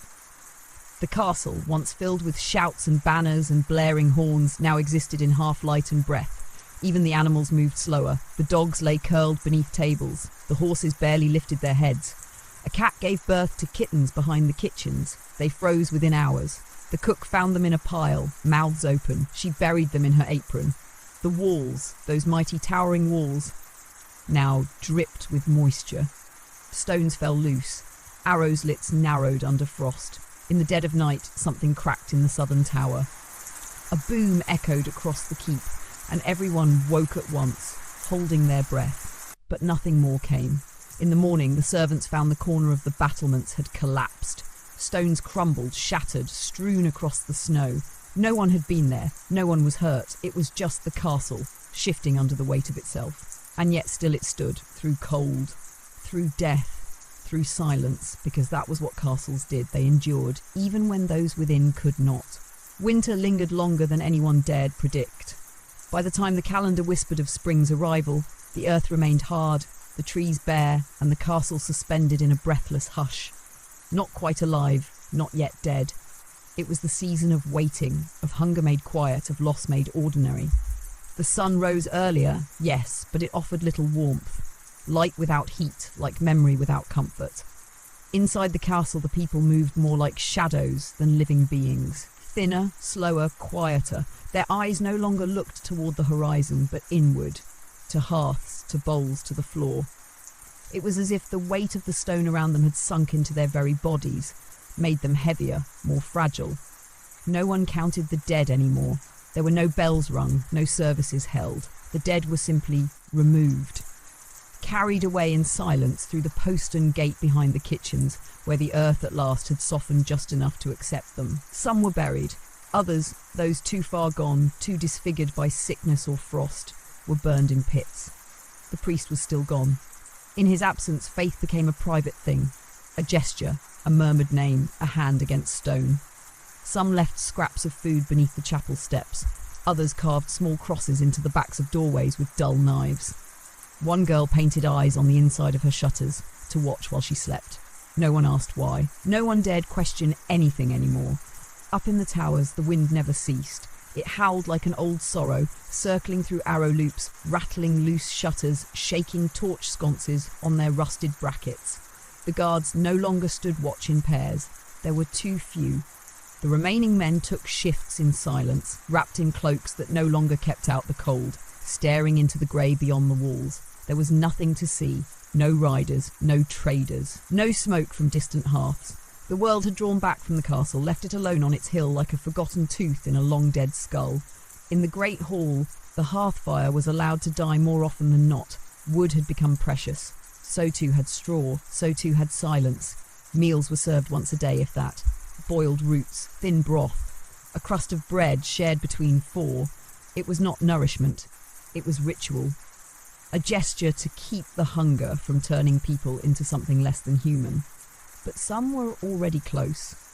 One night, a scuffle broke out near the storage chamber. 2 boys, no older than 12, wrestling over a strip of jerky that had slipped between the floorboards. The younger bit the other's hand, drew blood. A guard pulled them apart, said nothing, and walked away. No one was punished. The guard himself hadn't eaten in 2 days. And deeper in the keep, in those rooms no longer used, once guest quarters, now storage for broken furniture and forgotten tools, strange sounds began to echo. Knocks, shifts, a sigh without a voice. Servants whispered of something in the walls. Not rats, not wind, something else, something that listened, that moved only when unobserved. A figure glimpsed through the cracks between door and frame, a breath on the back of the neck, a warmth felt in a room where no fire had burned for months. Some said it was the priest, some said it was something older, but no one investigated, because There are some mysteries in a dying place that are better left untouched. The Lord no longer walked the battlements. He remained in his solar, pacing the same 4 paces from window to wall, as though bound by invisible chains. His voice, when heard, had lost all weight. He issued no orders, gave no speeches. The steward now ran the day-to-day, if there was anything left to run. The steward, for his part, had stopped sleeping in his own chambers. He had moved to the armoury, where the walls were thicker, the air drier. He slept beside the tools of war, though there was no war left to fight. Only the slow battle against time, against rot, against the creeping sense that something had been broken beyond repair. Outside, the trees remained skeletal. The moat still reeked. The sky was the same colour each day, a wet, blank grey that neither promised rain nor sunlight. Just permanence. Just the sense that this was how things would remain forever. But even in the heart of ruin, there were signs, small ones, that something still moved beneath the surface. A bird's song, thin and uncertain, one morning near the upper parapet. A patch of moss that turned green again on the north wall. A seedling, barely more than a stem, pressing through the dirt beside the chapel steps. No one noticed these things. Not yet. They were too tired, too hungry, too lost in the architecture of surviving. But the castle noticed. It felt the change, however slight, a shift in pressure, a lifting in the way the wind moved through its halls. Not joy, not relief, just difference. Because even for a place built to last, to trap, to endure, to preserve, change was inevitable. It always had been, and somewhere deep in the stone, beneath centuries of screams and silences, the castle remembered a simple truth, that even death must eventually give way to something else. Even here. When the first true spring rain arrived, it did so without thunder or spectacle. No crashing skies, no sudden wind, just a steady, soft patter in the dead hours of the night. A hush against the rooftops, a rhythm in the guttering torches, a gentle tapping on shuttered windows. It was not a storm, it was a breath. And the castle, ancient and aching, exhaled with it. By morning, everything was wet. The courtyard had turned to a thick, glistening soup of earth and ash. The trees beyond the walls shimmered with a faint blush of green. And beneath the surface of that persistent grey sky, the world stirred in quiet astonishment. Inside the castle, life did not return all at once. It rose slowly, cautiously, like something testing the air after a long burial. A single door left ajar in the lower kitchens, a window unlatched in the great hall, a pot of broth that smelled, however faintly, of herbs instead of mere water and bone. People began to move again, though still slowly. They were thinner than before, some nearly translucent, as if winter had scoured them to their outlines. But they moved. They spoke in whispers. Some even smiled, small, confused things that disappeared as quickly as they came, as if their faces had forgotten the shape. The steward, once silent and withdrawn, was seen walking the perimeter of the inner walls, with a ledger tucked under one arm. He paused often, glancing at places where stone had cracked or where ivy had taken root too deeply. He did not sigh. He did not shake his head. He simply made marks in his book, one after another. In the stables, 3 foals were born within the week, 2 survived, 1 did not. The mother refused to move for an entire day after her 3rd collapsed. The stable master sat beside her in the straw and spoke to her until she stood again. He buried the foal with his own hands. In the chapel, someone had lit the candles again. No one admitted to it. But every evening at dusk, the flame returned, a small line of gold in the gloom, casting long, uncertain shadows over the cracked altar and the fraying cushions where once people knelt in devotion. Now they knelt in silence, for reasons they could not explain, just to be there, just to remember. And outside, beyond the walls, the villagers returned, first in 2s, then in groups. Not all of them, not even most, but enough. Faces the castle hadn't seen in months, maybe years. They came with bundles on their backs, leading donkeys, pushing carts. They brought dried goods, tools, hands to work, and stories of sickness, of disappearance, of survival. The Lord met them at the gate. He did not wear his cloak of office. He wore a plain tunic, lined with the same mud that covered the villagers' boots. His voice was hoarse when he welcomed them. But he welcomed them, and for the first time in months, the gates remained open past sundown. Work began again. The west tower, long bowed and fractured, was reinforced with beams. Masonry crews chipped away the worst of the damage. The drawbridge was repaired, the well cleaned and covered. Rats were hunted. Fires lit in proper hearths, not makeshift pits. There was still scarcity of food, of strength, of tools. But there was also rhythm, the rhythm of footsteps, of voices rising in tandem, of hammer against nail. The castle, no longer just a relic of stone and memory, began to resemble something else again. Not yet a home, perhaps, but something that could become one. Even the gardens were not forgotten. A woman whose hands had gone near numb from frostbite the previous winter planted herbs in old chamber pots, parsley, thyme, onion sprigs. She lined them along the sunny ledge outside the kitchen. She didn't speak to them, but she touched the soil every morning as though checking for a pulse. Children, bolder now, ran in the outer yard. Their laughter came in short bursts, unsure at first, like birds relearning song, but it came, and it stayed. The noble family, once withdrawn into silence, stepped into the hall again. The lord's daughter wore a crown of woven branches and dandelions placed there by a girl from the village. She didn't remove it. The lady of the castle watched from the upper gallery, her hands trembling around the balcony rail, her eyes reflecting something that might have been relief. And the castle, once mute, once devouring, listened. Its walls, blackened by winter smoke and soaked with grief, seemed to stand straighter. Moss grew, yes, and cracks remained, but something else had returned. A warmth, faint and subtle, that did not come from fire, but from people. Because it was not stone that made a castle endure, it was breath, and breath had returned. Still, the castle remembered. It always remembered. The screams, the sickness, the frost, the silence. But now those memories were met by new ones. The smell of baking bread, the scrape of new shoes on the stair, the murmur of voices in a hallway no longer empty. And as the days lengthened and the rains came and went like soft reminders, the castle waited, not for death, but for something kinder. It did not hope. Stone does not hope, but it welcomed. Summer arrived not with fire and fury, but with a gentle insistence, a slow unfurling of green across the hills beyond the battlements, a warmth that seeped into the bones of the castle and softened everything it touched. Where once the air had clung with damp and smoke, it now smelled faintly of grass and fresh earth. The wind no longer howled, it hummed, and still the castle stood, not just as stone, but as witness. The walls that had echoed with cries and silence now absorbed the sound of life again. Boots on flagstone, laughter in the corridors, the low rhythm of work. And for the first time in memory, no one looked over their shoulder as they walked the halls. There were repairs to finish. The southern parapet had been damaged during the last frost, and the mason, a man with a crooked back and careful hands, worked each morning with slow, reverent taps. He spoke little, but sometimes hummed old songs as he laid stone upon stone, as though singing the castle back into shape. In the old garden yard, once overrun with weeds and forgotten tools, sprouts now pushed through the soil in tight, tidy rows. Carrots, cabbage, leeks. The soil was poor, but patient hands made it yield. Children helped, giggling as worms wriggled between their fingers. They did not remember a time when the earth had been too hard to dig. The chapel remained quiet, but not empty. People came now not out of desperation, but out of rhythm. A pause between meals, between chores. They left tokens, flowers, scraps of ribbon, a crust of bread, balanced gently on the altar.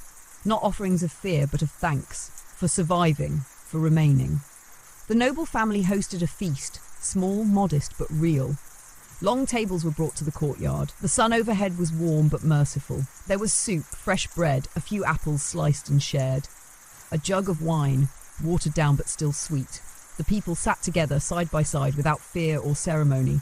Someone played music. A fiddle, old and missing a string, but still bright with sound. A rhythm found its way into hands and feet. Heads nodded, a few danced. One woman wept quietly at the edge of the gathering. No one asked her why. No one needed to.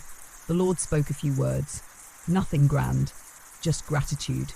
He did not wear armour. He did not speak from a dais. He stood on the ground among the people with a goblet in his hand and sun on his face. He did not speak of the dead. He spoke of what remained. And the castle listened. Its windows, once shuttered tight, now stood open. Curtains fluttered in the breeze. Rooms that had held only dust now held beds, books, candles that burned late into the night. Laughter drifted through corridors. Music, on rare evenings, echoed up the spiral stairs. And though the shadows still moved across the floors, they no longer brought dread. The rats were fewer now. The walls were dry. The water from the well was clear. And in the northern tower, long abandoned after the roof collapsed years before, the steward had begun laying new beams. He worked slowly, climbing the narrow steps each morning with rope and timber, repairing what had once seemed beyond saving. When asked why, he simply said, "Because it's time." Because the castle was no longer surviving, it was becoming. Of course, the past was not forgotten. There were scars, empty beds, locked rooms.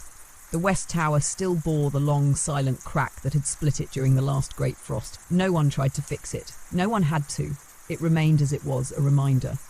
Not of failure, but of endurance. The people knew better than to speak of curses or ghosts, but they walked differently now. They touched the walls as they passed. They cleaned the floors with more care. They spoke softly in the old chambers, not out of fear, but out of respect. And deep in the lower level, where the dungeons had once held cries and chains, the air had changed. The oubliette had been sealed. A stone laid across its mouth, carved not with names, but with a single word: enough. The guardroom beside it now held tools. The cells were used for storage. No one lingered there, but no one turned away either. They had acknowledged it. That was all it needed. The castle breathed easier, and in the cool of late summer nights, when the sun dipped low and the sky turned violet above the hills, a hush would fall over the keep. Not a silence of dread, but of peace. Torches flickered, doors creaked, footsteps faded into the upper galleries. And the castle, which had seen centuries of fire, frost, famine and fear, stood quiet once again. Not alone, not haunted, just watching. Just remembering. As summer waned and the shadows of the walls stretched longer across the courtyard, the castle settled into a rhythm that felt new. Not unfamiliar, but newly earned, as if it had passed through a long and terrible storm and found itself afterward quieter, wiser. Worn, yes, but still standing. The days were full now, full of movement, full of sound, full of work. The castle's breath no longer came in gasps, but in the steady rise and fall of daily life. You could feel it in the footsteps across the upper galleries, in the low murmur of voices trading stories over ale, in the soft, rhythmic beating of a broom across stone. It wasn't grand, it wasn't heroic, but it was alive, and in that simple aliveness, the castle transformed. In the old scriptorium, long sealed after the sickness had taken the monks who once copied texts by candlelight, the door was finally opened. Dust bloomed in great clouds as the hinges groaned back to life. Inside, a dozen desks, ink pots long dried, pages curled by time. The walls were lined with shelves, some sagging, others bare, but a few still held books, damp, stained, worm-eaten, but real. A young boy no older than 12 had been the first to step inside. He carried a candle, and when he returned wide-eyed and silent, he simply said, "There are stories in there." And so they began to read again. Not many could, but enough. By late August, a handful of pages had been cleaned and copied. Letters traced carefully, lines inked anew. They read aloud by firelight in the great hall. Stories of distant lands, of ancient wars, of saints and monsters. It didn't matter if they were true. What mattered was that they were told. The castle, once filled with silence and screams, now echoed with stories. In the gardens, late harvest began. The soil, after 2 years of sorrow, gave back with gentleness. Not abundance, not yet, but enough. Enough carrots, enough beans.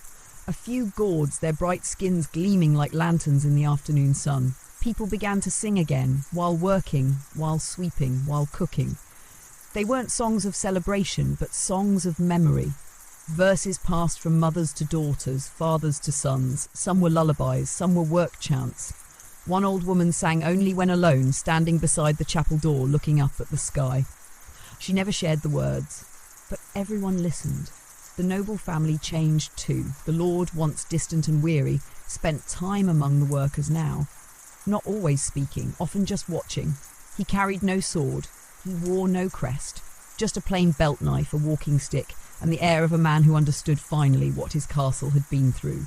His daughter, crowned by weeds and flowers months ago, had begun keeping bees. The hives were her own doing. Rebuilt from broken crates, set just beyond the herb garden where the lavender grew tallest. The bees returned in early September, buzzing gently like a blessing. The first honey was thin, bitter.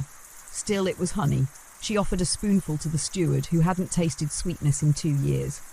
He cried, quietly, and said nothing. The chapel held services once again. The priest never returned. But in his place, the people gathered in their own way. They read passages aloud, shared food, held hands. Sometimes they sat in silence. Sometimes they lit candles for the living, sometimes for the dead. No one led, no one followed. It was enough. The castle's scars remained. The west tower was still cracked. A portion of the northern wall bore the black streaks of old fire. The dungeon was sealed. The drawbridge creaked louder than it should, and at night when the wind was sharp, there were still sounds, groans, echoes, distant footsteps in empty halls. But no one feared them anymore. They were reminders. Footprints left by pain, echoes of what had been endured, not what would return. One night after the harvest, a feast was held in the courtyard, not just for the noble family, but for everyone. Long tables were lit by lanterns strung on rope. There were roasted roots, boiled grain, salted fish, honey cakes. A jug of cider passed from hand to hand, and laughter, deep, strange, beautiful laughter, filled the air. The steward, standing in the gallery, looked down over it all. His ledger was closed, his hands empty. The stars above the keep were sharp and bright. The castle stood beneath them, steady and still, no longer a tomb, no longer a trap. A place reborn, not by magic, not by miracle, but by memory, by resilience, by the simple, stubborn refusal to collapse. It had survived, and now it was beginning to live. As the first golden leaves began to loosen from the trees beyond the outer walls, the castle entered its next season, not of fear, nor mourning, but of understanding. Autumn had returned, but it no longer carried with it the dread of what would be lost. Instead, it brought reflection, a kind of stillness that wasn't absence, but presence. The air had changed again, not as sharp as winter, not as heavy as summer, just clean, crisp, the kind of air that filled the lungs and stirred the thoughts. The kind of air that made old men stop mid-step and stare at the hills, remembering faces long buried, and smile. Within the castle, the rhythm continued. Not frantic, not desperate, just steady. The kind of rhythm that life creates when no longer rushing to survive. The west wall was finally finished. The crack that had once threatened collapse had been reinforced from within, then carefully resealed stone by stone. The mason, the same one who had started the work in spring, placed his chisel down on the final day and walked away without a word. The next morning, someone had placed a sprig of rosemary in the mortar line. A quiet thank you. In the kitchens, the stores filled once more. Barrels lined the walls. Apples dried in neat rows on racks strung above the hearths. Sacks of grain stood in tidy towers, each marked and counted. This time, there was enough, not for excess, but for ease.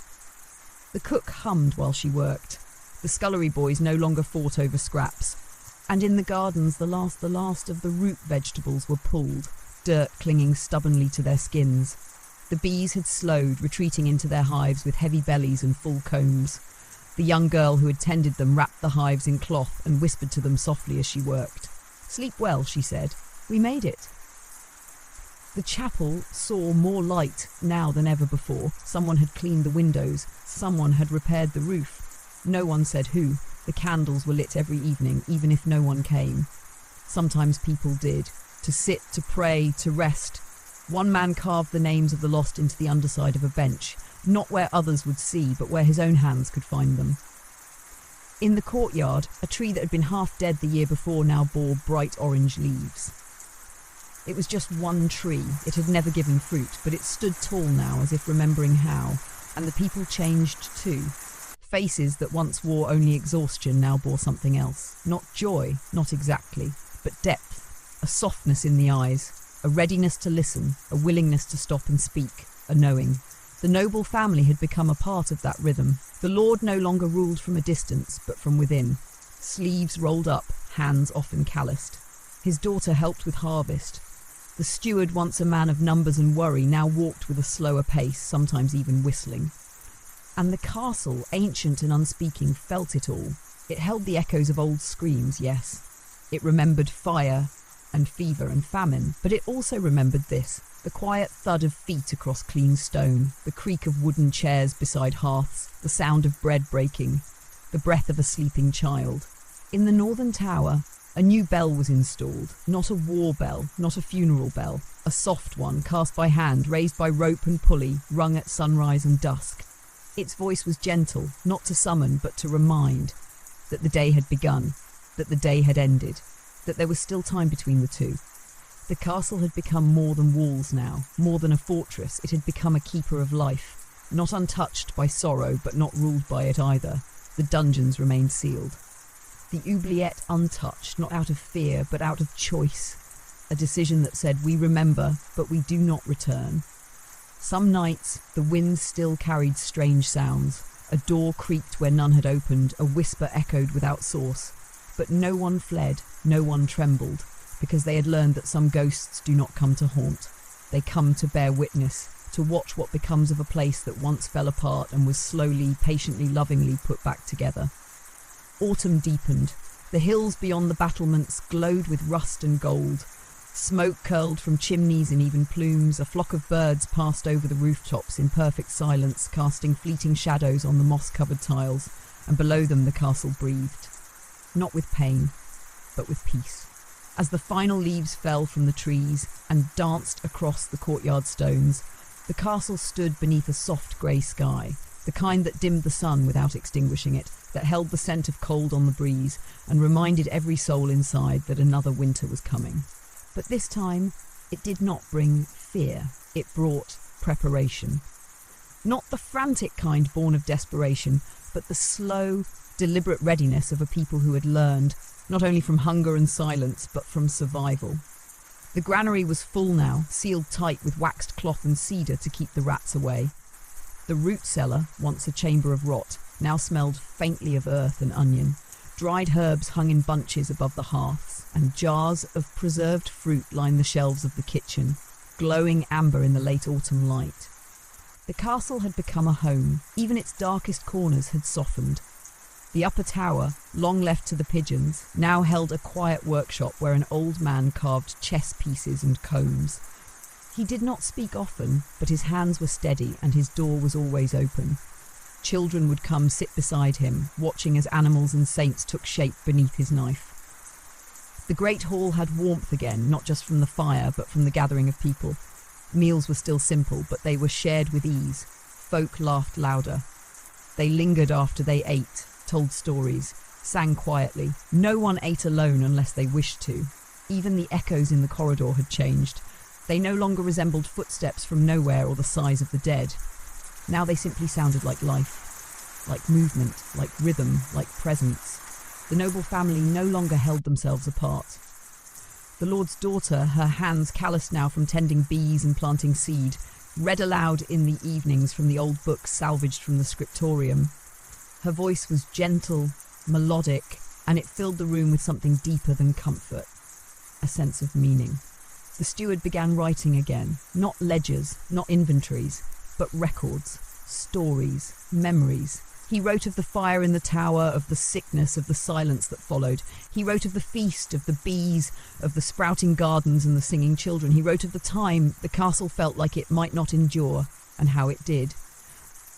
And then he wrote about the castle itself, not as stone, but as a being, as something that breathed and remembered and wept and healed.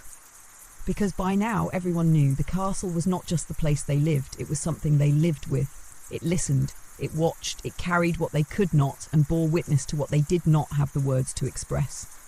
It had once swallowed them whole, in hunger, in darkness, in despair, but now it held them, and they held it in return, with hands that mended beams and patched thatch and scrubbed old stains from the chapel floor, with feet that crossed its ancient bridges without fear, with voices that filled its halls with lullabies and laughter and prayers. Winter would come again, of course it would. There would be cold and wind and long nights. But now they faced it not as victims of the castle's shadow, but as its caretakers, its stewards, its companions. In the final days of autumn, a snowflake fell. Just one. It drifted down past the tower, caught the glow of the lanterns and landed on the sill of the kitchen window, where a girl sat kneading dough with flour on her cheeks and a smile in her eyes. She looked up, saw it, and did not shiver. She simply nodded and whispered, "You're early." Outside, the branches were bare and the fields were sleeping, but the castle, and those within it, were awake, ready. The first snow came quietly, as it always did. No thunder, no wind, just the slow, deliberate falling of white upon grey, softening rooftops, blurring the lines of the walls, tucking the earth into its long winter sleep. By morning, the castle was cloaked in a layer of powder, so light it seemed to float above the stone rather than rest on it. Inside, the cold had returned, but it no longer ruled. Fires burned in every hearth, not roaring, not wasteful, but steady. Controlled, the kind of heat that came from careful planning, from lessons learned in darker winters. Blankets were thick and dry. Boots lined the walls in neat rows, mended and worn. Mittens hung over hearth lines like tiny banners of defiance against the freeze. The castle, once a place of peril when snow blanketed the land, now thrived beneath it. People moved more slowly, but with purpose. Every step measured, every task shared. In the mornings, a team cleared snow from the outer walkways using brooms fashioned from bundled twigs. Children followed behind, tossing handfuls of powder at one another, their laughter rising into the pale sky. The stables were warm with hay and the breath of animals. The blacksmith, now older and missing a thumb from an accident long ago, kept the forge burning low, more for warmth than work. But still he hammered, hinges, hooks, the occasional horseshoe. Each ring of iron sounded less like survival and more like belonging. In the chapel, a wreath of pine hung above the altar. The candles burned longer now, their flames steady in the stillness. People came and went at all hours, not out of fear, but habit, to sit in silence, to nod at a neighbour, to mark the turning of another season. One evening, as snow began to fall again, the castle held a gathering. No feast, no spectacle, just a long table in the great hall, set with bowls of stew, thick slices of bread, dried apples, and mugs of warm cider. Everyone came, from the highest room in the keep to the furthest corner of the stable yard. They brought what they could, a wheel of cheese, a jar of pickled onions, a story. The lord stood at the end of the table, holding nothing in his hands. He wore no sword, no badge, just a woolen tunic, stitched at the sleeves. He looked around at the people, his people, and said only this: "We've seen the worst, we're still here, that's enough." And it was. The steward read a poem that night, one he had written in the early autumn and kept folded in his coat. His voice was rough with age but clear. It spoke of the castle, of its darkness, its silence, its cold, its danger, and then of its warmth, its walls that held not just stone but memory, of the way it had watched and waited and in time forgiven. When he finished, no one clapped. No one needed to. They simply sat with it. And then someone began to sing, not loudly, not perfectly. Just a small voice in the firelight, a lullaby meant for children passed down through years. Another voice joined, then another. Soon the whole room hummed with quiet harmony, the kind of music born not from talent but from trust. Up in the towers, the bells were silent. There was no need to ring them, no danger pressed the gates, no rider galloped through the woods, no plague stirred. No fire rose, only the slow, steady fall of snow across the battlements, only the flicker of torches along the walls, only the sound of a castle, once full of screams and silence, now full of something softer, peace.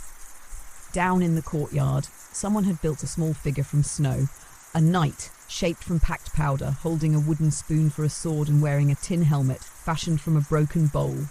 Beside it, someone placed a candle, lit it, and let it burn until dawn.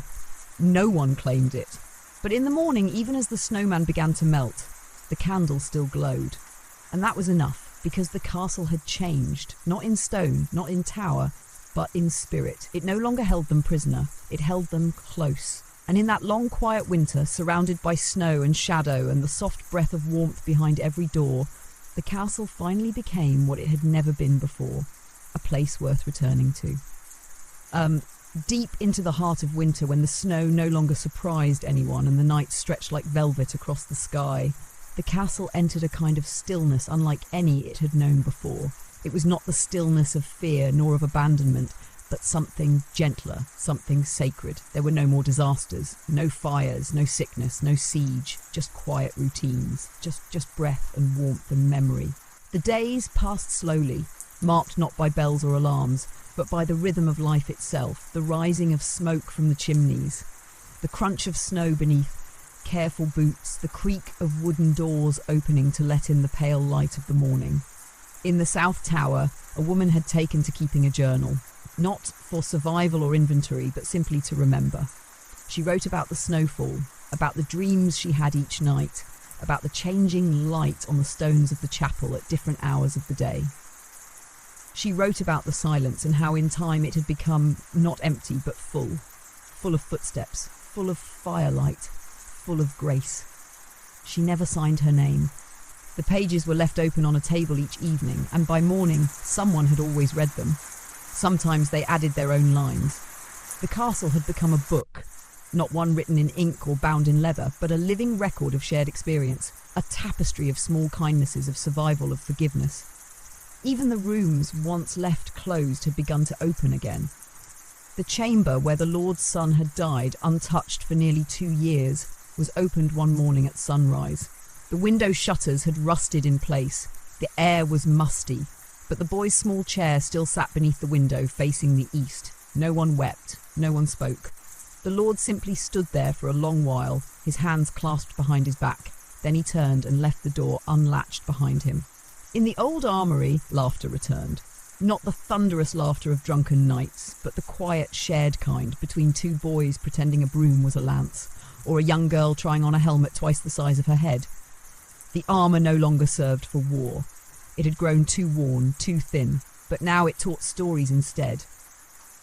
"This piece," said the steward one afternoon, brushing his fingers over a rusted chest plate, "was once worn by a man who survived a siege on half a bowl of barley and a promise from his wife."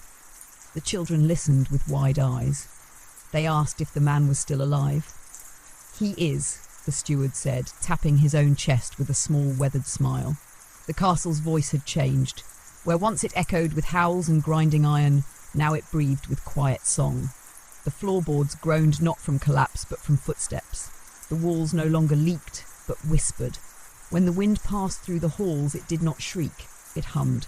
Some claimed to still see things, shadows on the stairwells, figures moving just out of sight. But there was no fear in it, only reverence, only memory. The ghosts, it seemed, had stayed, not to haunt, but to remain part of the story. And so winter deepened. The snow thickened, the sky dimmed earlier each day, but inside the light never quite went out. Fires were stoked, candles replenished, bread rose, wool was spun. Lives, once lived in fear of the next day, were now lived fully in the quiet joy of each hour. One night, near the solstice, the castle held a vigil, not for the dead, but for the living. They gathered in the chapel, in the great hall, in the yard. Lanterns were lit, dozens of them, each one carried by a pair of hands, some old, some young, some scarred, some new to the world. And together they placed those lights along the castle's outer walls, one by one, until the entire keep glowed like a crown of stars. No one gave a speech, no one needed to. The castle stood tall beneath that pale winter sky, ringed with light as if crowned not in stone or snow, but in hope. And in that moment, for the first time in its long and haunted life, the castle was no longer a death trap. It was sanctuary, it was story, it was home. As the final weeks of winter pressed gently upon the land, the castle no longer braced itself. It welcomed the cold as one might an old friend, familiar and no longer feared. Snow still fell in quiet veils. Ice still formed delicate webs across the edges of windows. But inside there was warmth, not just in the hearths, but in the hearts of those who dwelled within. Routine had become ritual. Each morning, before the light broke fully over the eastern wall, the baker lit the ovens. He worked in silence, save for the soft knock of dough against wood and the hum of a tune he never quite finished. When the first loaves emerged, golden and steaming, he left one on the sill of the kitchen window, a quiet offering to the cold, or perhaps to the castle itself. By midday, the halls stirred with motion. Children swept floors, laughing softly as they went. The steward, who had taken to wearing a wool cap too large for his head, moved from chamber to chamber, checking for drafts, tightening latches, nodding at each improvement as if the stones had passed some private inspection. The castle, though old, seemed to stand taller now. The repairs made over spring and summer had held strong. The walls did not groan as they once had. The beams no longer trembled at every gust of wind. Even the moss that clung to the north face had bloomed into a rich green, softening the grey stone with its quiet beauty. In the west courtyard, someone had begun carving the snow. Not children this time, but the mason, the same man who had sealed the tower, now working with gloved hands and a flat-bladed chisel. He shaped blocks of packed snow into forms, an open book, a dove with wings half raised, a sleeping hound, not grand, not symmetrical, but with care.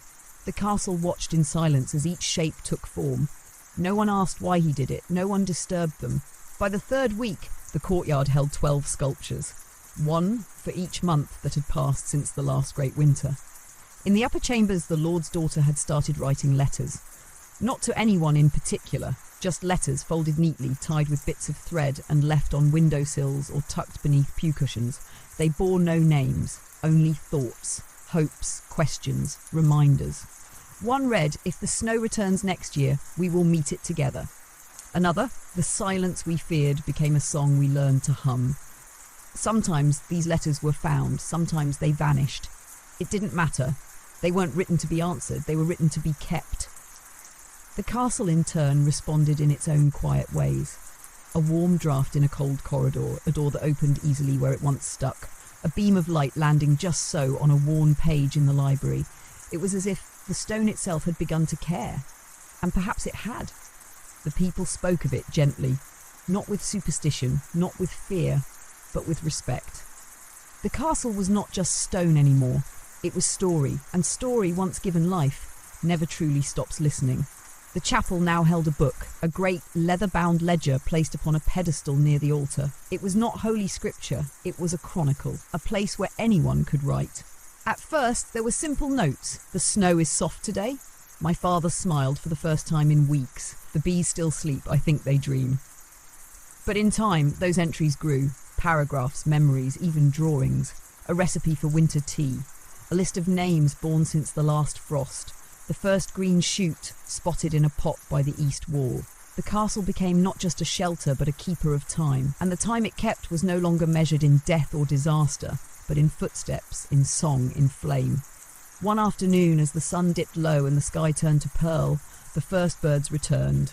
A single robin, red-breasted and bright-eyed, landed on the parapet above the gatehouse. It looked down, head tilted, as though deciding whether this was the same place it had known before. And below, someone noticed. The girl who had cared for the bees lifted her hand slowly, palm open, and smiled. The robin did not fly, it stayed, and the castle, wrapped once again in snow and shadow and the golden hush of late winter light, held its breath. Because soon, very soon, spring would return. But unlike the year before, they would not face it as survivors of a siege, nor as wanderers in a broken place. They would meet it as keepers of something whole. They would meet it with open doors. The snow began to recede with quiet dignity, shrinking from the stones like a retreating tide. No sudden melt, no great flood. Just slow dripping from the eaves, the soft gurgle of thawed streams and the darkening of the earth as it drank deeply after a long frozen sleep. Spring had not yet fully arrived, but it had announced itself, subtly, patiently. A blade of grass through softened mud, a single crocus, bold and violet, blooming at the edge of the courtyard. And above it all, the castle, vast and vigilant, watching with the patience of something that had seen many springs before, but never quite like this. The people felt it too. They began to rise earlier, stepping out before dawn to smell the soil.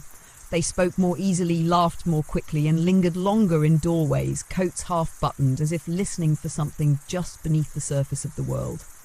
And the castle gave back in kind.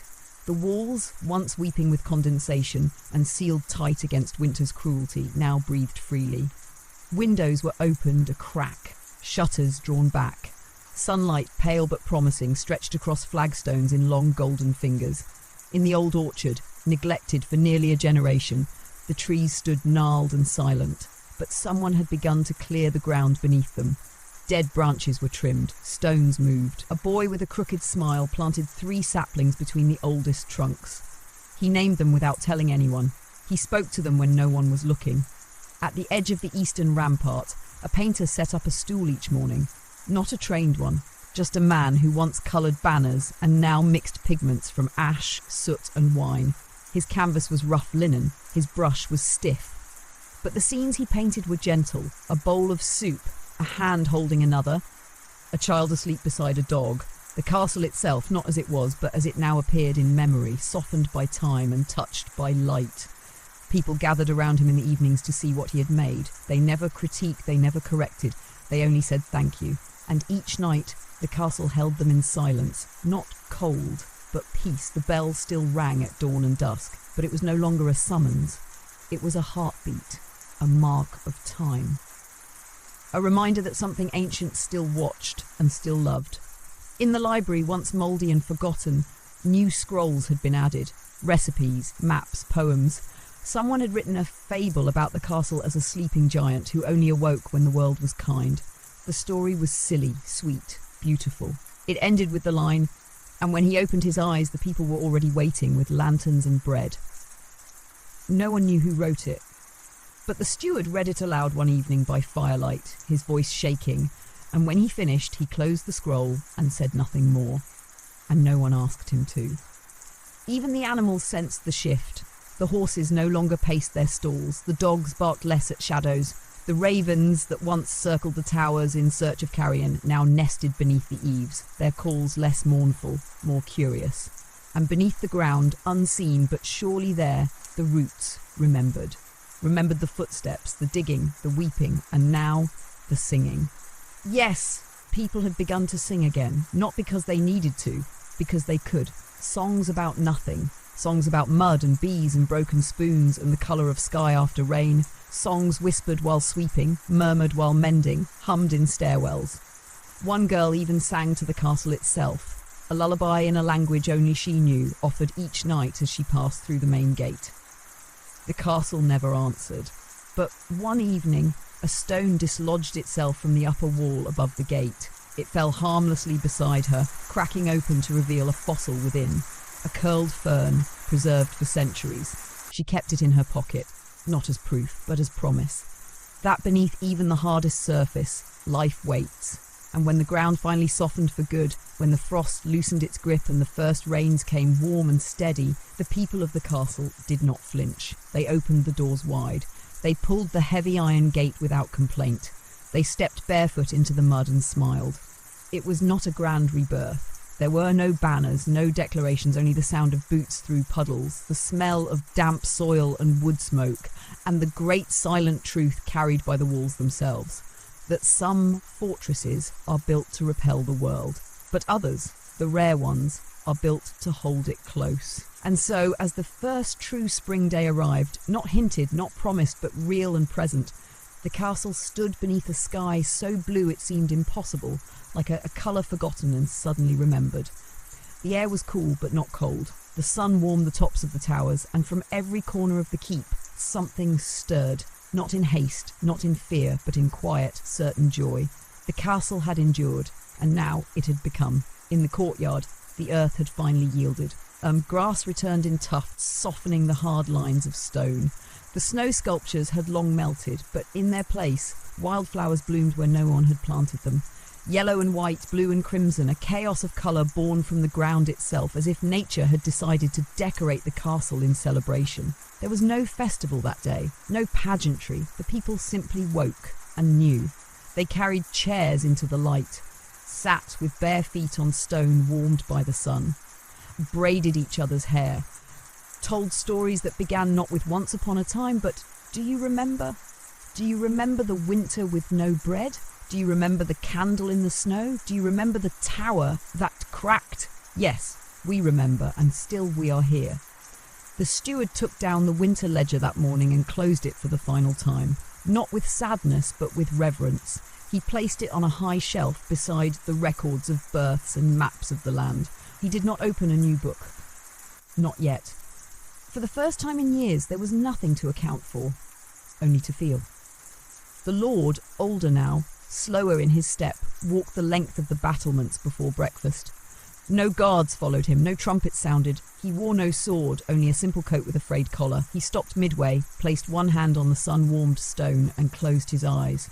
Beneath him, his people laughed. Below, children played among the apple trees, now dusted with blossoms. A boy climbed a low branch and jumped, arms wide, as if he could fly.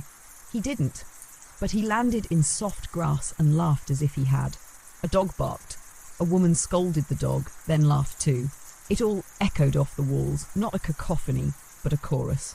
Even the wind was gentle. Even the silence between sounds was sweet. The chapel doors remained open all day, not for worship, but for rest, for warmth, for memory. Someone had placed a wooden bench just inside there, beside the candles, and someone else had placed a book upon that bench, the Chronicle, now half filled with words from 100 hands. One page, newly added, read only, "We have become part of what we survived." At dusk, the castle seemed to glow from within. The sun lowered beyond the western ridge, and the sky turned lavender and gold. From the highest window of the northern tower, the girl who kept bees stood watching the fields. Her hives had survived. She would check them again tomorrow. Today was only for looking. Below her, the baker opened his shutters wide. The blacksmith leaned against a wall, wiping soot from his hands. The steward sat alone in the orchard with a mug of cider, staring up at the stars that were just beginning to appear, faint pinpricks in a sky still soaked in fading light. And the castle listened. It had heard every scream, every prayer, every silence, every song. And now it heard something else, something it had never quite heard before. Ease, not safety, not entirely. The world beyond the hills still turned. Storms would come again, another winter eventually. Sickness, time, loss. But for now there was this, a breath, a lull, a moment when all the doors were unlocked and the walls stood not to keep anyone out, but to keep something precious in, light, laughter, life. And in that moment, as the stars brightened, as firelight flickered in the windows, as the people of the castle turned in for the night with no fear, only rest, the ancient stones themselves seemed to sigh, not with sorrow, but with peace. For this, finally, was the castle's truth. It had been a fortress, it had been a prison, it had been a death trap. But now, because of what had been endured, and what had been rebuilt, and what had been remembered, it was something far rarer. It was home.